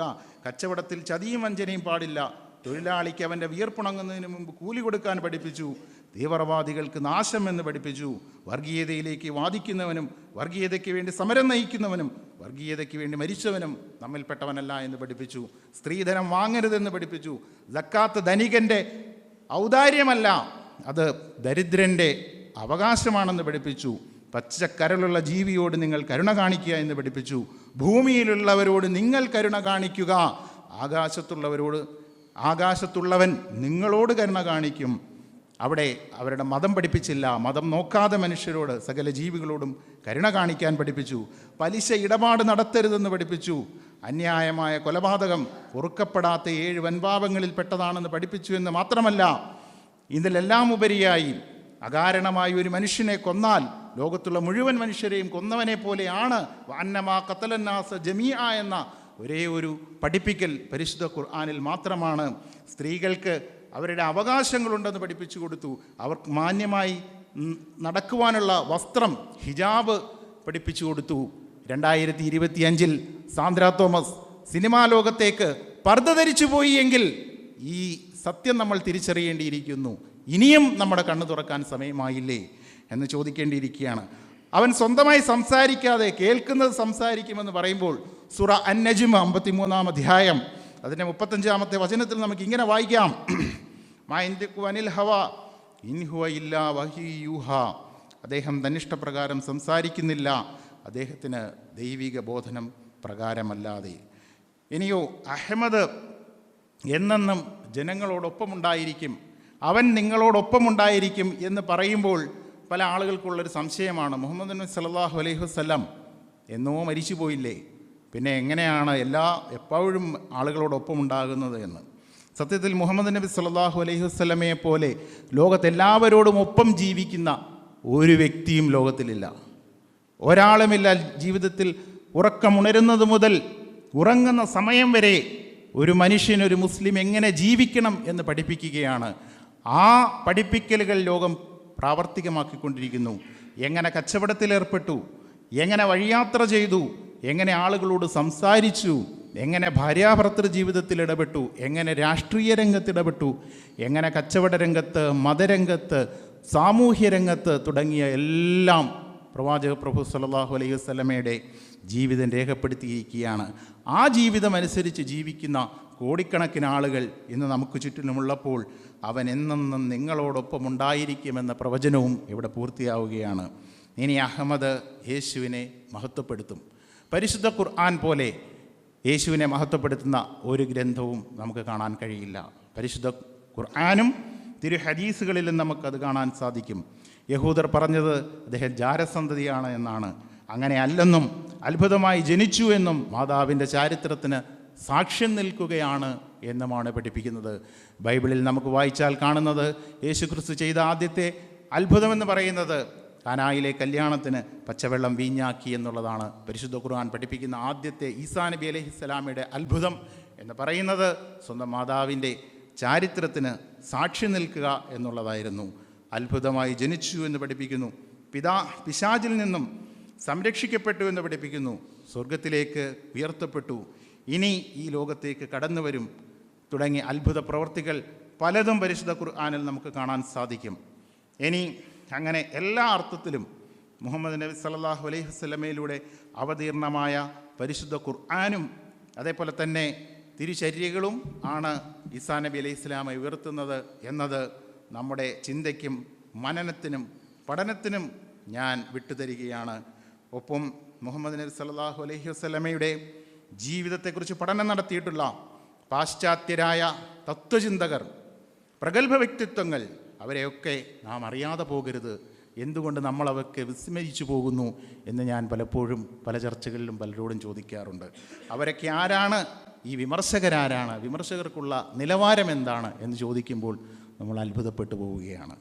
അതായത് അമേരിക്കൻ നോവലിസ്റ്റും ഷോർട്ട് സ്റ്റോറി റൈറ്ററുമായ ജെയിംസ് മിഷണർ, ഇനി ഒരു പരിചയപ്പെടുത്തലിൻ്റെ ആവശ്യമില്ലാത്തതുപോലെ ലിയോ ടോൾസ്റ്റോയ് റഷ്യൻ തിങ്കറാണ്, റൈറ്ററാണ്. ഇനി തോമസ് കാർലൈൽ അദ്ദേഹത്തിൻ്റെ ഹീറോസ് ആൻഡ് ഹീറോ വർഷിപ്പ് എന്ന പുസ്തകത്തിൽ സവിസ്തരം മുഹമ്മദ് നബിയെക്കുറിച്ച് പറഞ്ഞിരിക്കുകയാണ്. ബ്രിട്ടീഷ് എസ്സേയിസ്റ്റും ഹിസ്റ്റോറിയനും ഫിലോസഫറുമായിരുന്നു. എഡ്വേർഡ് റാംസേ, അദ്ദേഹം ഡീനായിരുന്നു സ്കോട്ടിഷ് എഡിൻബർഗ് യൂണിവേഴ്സിറ്റിയുടെ. ഇനിയോ ഫ്രഞ്ച് ഓതറും പോയറ്റും സ്റ്റേറ്റ്സ്മാനുമായ അൽഫോൺസ് ഡി ലെമാർട്ടിൻ, ഒരു പരിചയപ്പെടുത്തലിൻ്റെ ആവശ്യമില്ലാത്ത ജോർജ് ബെർണാഡ് ഷാ. ഇനി യുണൈറ്റഡ് സ്റ്റേറ്റ്സിൻ്റെ സോഷ്യൽ ചേഞ്ച് ആക്ടിവിസ്റ്റായിരുന്ന വില്യം മോയർ, ഇംഗ്ലീഷ് എസ്സേയിസ്റ്റും ഹിസ്റ്റോറിയനും പൊളിറ്റീഷ്യനുമായിരുന്ന എഡ്വേർഡ് ഗിബ്ബൺ. ഇനി ജർമ്മൻ ഓറിയൻ്റലിസ്റ്റായിരുന്ന ഡോക്ടർ ഗുസ്റ്റവ് വെൽ. ഇനി ഫ്രഞ്ച് സ്കോളർ, ജനീവയിലെ പ്രൊഫസറും തിയോളജിയുടെ പ്രൊഫസറും ഒപ്പം ഓറിയൻ്റൽ സ്റ്റഡീസിൻ്റെ പ്രൊഫസറുമായിരുന്ന എഡ്വേർഡ് മോണ്ടറ്റ്. സോൾജിയറും എത്തനോഗ്രാഫറും റൊഡേഷ്യൻ പൈനിയറുമായിരുന്ന ആർത്തർ ഗ്ലിൻ ലിയോനാർഡ്. ബ്രിട്ടീഷ് ഓറിയൻ്റലിസ്റ്റും ആർക്കിയോളജിസ്റ്റുമായിരുന്ന സ്റ്റാൻലി എഡ്വേർഡ്. US സൈക്കാട്രിസ്റ്റും സൈക്കോ അനാലിസ്റ്റുമായിരുന്ന professor Jules Masserman. John William Draper, American ഫിലോസഫറും സയൻറ്റിസ്റ്റും ഫിസീഷ്യനുമായിരുന്നു. ഇനി ഇംഗ്ലീഷ് ലീഗൽ തിയോറിസ്റ്റായിരുന്ന ജോൺ ഓസ്റ്റിൻ. ഡച്ച് സ്കോളറും ഓറിയൻ്റലിസ്റ്റുമായിരുന്ന Christian Snouck. English academic social മാസ്റ്ററായിരുന്ന Bosworth Smith. William Montgomery, Scottish orientalist. David George ഹോഗ്രാത്ത്, British archaeologist. Washington Irving, US writer, essayist, ബയോഗ്രാഫർ. Annie Besant, Mahatma Gandhi, Sarojini Naidu, ദിവാൻ Chand Sharma, Indian പൊളിറ്റീഷ്യനും ആക്ടിവിസ്റ്റുമായിരുന്നു. KS Ramakrishna Rao, Indian philosopher എന്ന് വേണ്ട 2015 August മാസം 8-ാം തീയതി Paulo Coelho, ഒരു പരിചയപ്പെടുത്തലിന് ആവശ്യമില്ല എന്ന് പറയുന്ന പോലെ, തൻ്റെ ട്വിറ്ററിൽ കുറിച്ച വാചകം the book that changed the world, holy Quran എന്നായിരുന്നു. ഇതിന് 39,395 ലൈക്കുകളും 4,499 ഷെയറുകളും വന്നു. അതിനൊരു മറുപടി വരികയുണ്ടായി. ആ മറുപടിയാണ് പലരുടെയും മനസ്സിലുള്ളതെന്ന് എനിക്കറിയാം. ആ മറുപടി ഇപ്രകാരമായിരുന്നു: really this book is the source of violence and murder. അതിന് പൗലോ കൊയ്ലോ തിരിച്ചടിച്ചത് ഇങ്ങനെയായിരുന്നു: ഒരിക്കലും സത്യമല്ല, ഞാനൊരു ക്രിസ്ത്യാനിയാണ്. നൂറ്റാണ്ടുകളായി നാം ക്രൈസ്തവർ വാളിനാൽ നമ്മുടെ മതത്തെ മറ്റുള്ളവരുടെ മേൽ അടിച്ചേൽപ്പിക്കാൻ ശ്രമിച്ചു. കുരിശുയുദ്ധങ്ങളെ നിഘണ്ടുക്കളിലൂടെ ഒന്ന് പരിശോധിക്കുക. ദുർമന്ത്രവാദിനികളെന്ന് വിളിച്ച് നാം സ്ത്രീകളെ കൊന്നൊടുക്കി. ശാസ്ത്രത്തെ നാം നിരോധിച്ചു, ഗലീലിയോയുടെ കാര്യത്തിൽ സംഭവിച്ചതുപോലെ. അതുകൊണ്ട് ഒരു മതത്തെ കുറ്റപ്പെടുത്തരുത്, അത് ആളുകൾ എങ്ങനെ കൈകാര്യം ചെയ്യുന്നു എന്ന് മനസ്സിലാക്കാതെ.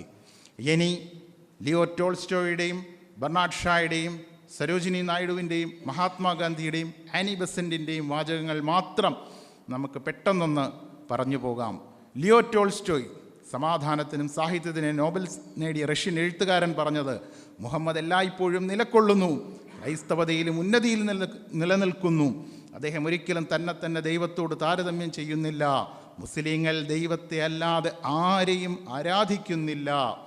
ഇനി മുഹമ്മദ് ദൈവദൂതൻ തന്നെയാകുന്നു, ഇതിൻ്റെ പിന്നിൽ യാതൊരു നിഗൂഢതയുമില്ല എന്ന് പറഞ്ഞത് ലിയോ ടോൾസ്റ്റോയ്. ഇനി ജോർജ് ബെർണാഡ് ഷാ പറയുകയാണ്: ഞാൻ വളരെ കൃത്യമായി പഠിച്ചു. ഇസ്ലാമിനെയും പ്രവാചകനെയും ചരിത്ര വിദ്യാർത്ഥിയായും നിരൂപകനായും പഠിച്ചു. എൻ്റെ അനുമാനം അദ്ദേഹം അന്തിക്രിസ്തുവല്ല, എന്നാൽ അദ്ദേഹം മാനവികതയുടെ രക്ഷകനാണ്, ദ സേവ്യർ ഓഫ് ഹ്യൂമാനിറ്റി എന്നാണ് ജോർജ് ബെർണാഡ് ഷാ പറഞ്ഞത്. സരോജിനി നായിഡു പറഞ്ഞത്: ഇതാണ് ജനാധിപത്യത്തെ പഠിപ്പിക്കുകയും പ്രയോഗവൽക്കരിക്കുകയും ചെയ്യുന്ന മതം. ആരാധനാലയങ്ങളിൽ 5 നേരം പ്രാർത്ഥനയ്ക്ക് ആഹ്വാനം ചെയ്യുന്നു. എല്ലാവരും ഒത്തുചേരുന്ന ഇസ്ലാമിലെ ജനാധിപത്യം 5 നേരവും സാക്ഷാത്കരിക്കപ്പെടുന്നു. കർഷകനും രാജാവും അടുത്തടുത്ത് നിന്ന് ദൈവമേകനാണ് എന്ന് ഉറക്കെ പ്രഖ്യാപിക്കുന്നു. ഇസ്ലാമിലെ സാഹോദര്യം എന്നെ ആശ്ചര്യപ്പെടുത്തുന്നു എന്ന് സരോജിനി നായിഡു പറഞ്ഞു. മഹാത്മാഗാന്ധി പറഞ്ഞത്: ഞാൻ പഠിക്കും തോറും എനിക്ക് ബോധ്യപ്പെട്ടു, ഇസ്ലാമിൻ്റെ ശക്തി ഒരിക്കലും വാളിൽ ഒതുങ്ങുന്നതല്ല. ഇസ്ലാമിൻ്റെ ശക്തി ഒരിക്കലും വാളിൽ ഒതുങ്ങുന്നതല്ല. ഞാൻ അറിയാൻ ഇഷ്ടപ്പെടുന്നു മുഹമ്മദ് എന്ന വ്യക്തിയുടെ ആ ജീവിതം. അദ്ദേഹം നിലകൊള്ളുന്നു ലക്ഷോപലക്ഷം ആളുകളുടെ ഇടയിൽ അവിതർക്കിതമായ ഒരു സ്വാധീനത്തോടെ. ഇനി ആനി ബെസന്റ് പറഞ്ഞത്: ഞാൻ എപ്പോഴൊക്കെ പുനർവായന നടത്തുന്നു അപ്പോഴൊക്കെ എനിക്കൊരു പ്രത്യേക ആദരവും ബഹുമാനവും തോന്നുന്നു ആ മഹാനായ അറേബ്യൻ ഗുരുനാഥനോട്, prophet, one of the great messengers of the supreme. ഇനി ബോസ്വർത്ത് സ്മിത്ത് പറഞ്ഞിരിക്കുന്നത് മുഹമ്മദ് തന്നെയായിരുന്നു രാജ്യത്തിൻ്റെയും സഭയുടെയും തലവനായിരുന്ന ആൾ, സീസറും പോപ്പും ഒത്തുചേർന്ന വ്യക്തി. ഒരു സ്ഥിരമായ സൈന്യമോ ഒരു കൊട്ടാരമോ അംഗരക്ഷകനോ ഒരു സ്ഥിരം വരുമാനമോ ഒന്നുമില്ലാതെ ഒരു മനുഷ്യൻ ദൈവിക ഭരണകൂടം നടത്തി. ഇനി ആണ് ഒരല്പം വിവാദമായൊരു വിഷയത്തിലേക്ക് പോകുന്നത്. എന്താണെന്ന് വെച്ചാൽ മൈക്കിൾ എച്ച് ഹാർട്ടിൻ്റെ the 100 A ranking of the most influential persons in history എന്ന പുസ്തകം. ഈ പുസ്തകം വളരെയധികം വിവാദങ്ങൾക്ക് വഴിവെച്ചു. എന്താ വെച്ചാൽ അതിൽ അദ്ദേഹം 100 പേരെ തിരഞ്ഞെടുത്തിട്ട് ഒന്നാമത് പറയുന്നത് പ്രൊഫറ്റ് മുഹമ്മദ് സല്ലല്ലാഹു അലൈഹി വസല്ലമയാണ്. 10 മുതൽ 1 വരെ ഉള്ള വ്യക്തികളെ ഒന്ന് പരിചയപ്പെടാം. 10 Albert Einstein, 9 Christopher Columbus, 8 John Gutenberg, 7 സിയാലൂൺ, 6 Saint Paul, 5 Confucius, 6 Lord Buddha, 3 Jesus Christ, 2 Isaac Newton, 1 Muhammad സല്ലല്ലാഹു അലൈഹി വസല്ലം. ഇവിടെയുള്ള ഒരു പ്രധാന വിഷയം, ഈ പുസ്തകത്തിൻ്റെ പശ്ചാത്തലം നമ്മളൊന്ന് പരിശോധിക്കാം. ഇത് 572 പേജോടുകൂടി 1978 അമേരിക്കയിൽ $15 ഈ പുസ്തകം പുറത്തിറങ്ങുന്നത്. അത് 250 മില്യൺ വരുന്ന ക്രിസ്ത്യാനികൾക്കും 6 മില്യൺ വരുന്ന ജൂതന്മാർക്കും ഇടയിലാണ് ഇറങ്ങിയത്. അല്ലാതെ പാകിസ്ഥാനികളുടെയോ ബംഗ്ലാദേശികളുടെയോ അറബികളുടെയോ തുർക്കികളുടെയോ ഈജിപ്ഷ്യൻസിൻ്റെയോ ഒന്നും മുകളിലല്ല ഈ പുസ്തകം ഇറങ്ങുന്നത്. അപ്പോൾ കസ്റ്റമർ ഈസ് ഓൾവേസ് റൈറ്റ്. ഞാൻ എൻ്റെ ഉൽപ്പന്നം, എൻ്റെ ഉപഭോക്താക്കളെ തൃപ്തിപ്പെടുത്തണമെന്ന ആപ്തവാക്യം അദ്ദേഹം മറന്നുപോയോ എന്ന് അത് വിഷയം ഞാൻ നിങ്ങളുടെ ചിന്തയ്ക്ക് വിടുകയാണ്. ഇനി മൈക്കിൾ എച്ച് ഹാർട്ട് അതിന് ഒരു മറുപടിയും വിശദീകരണവും തരികയാണ്. പല ക്രൈസ്തവരും എൻ്റെ ഈ തെരഞ്ഞെടുപ്പിനെ ചോദ്യം ചെയ്യുന്നു.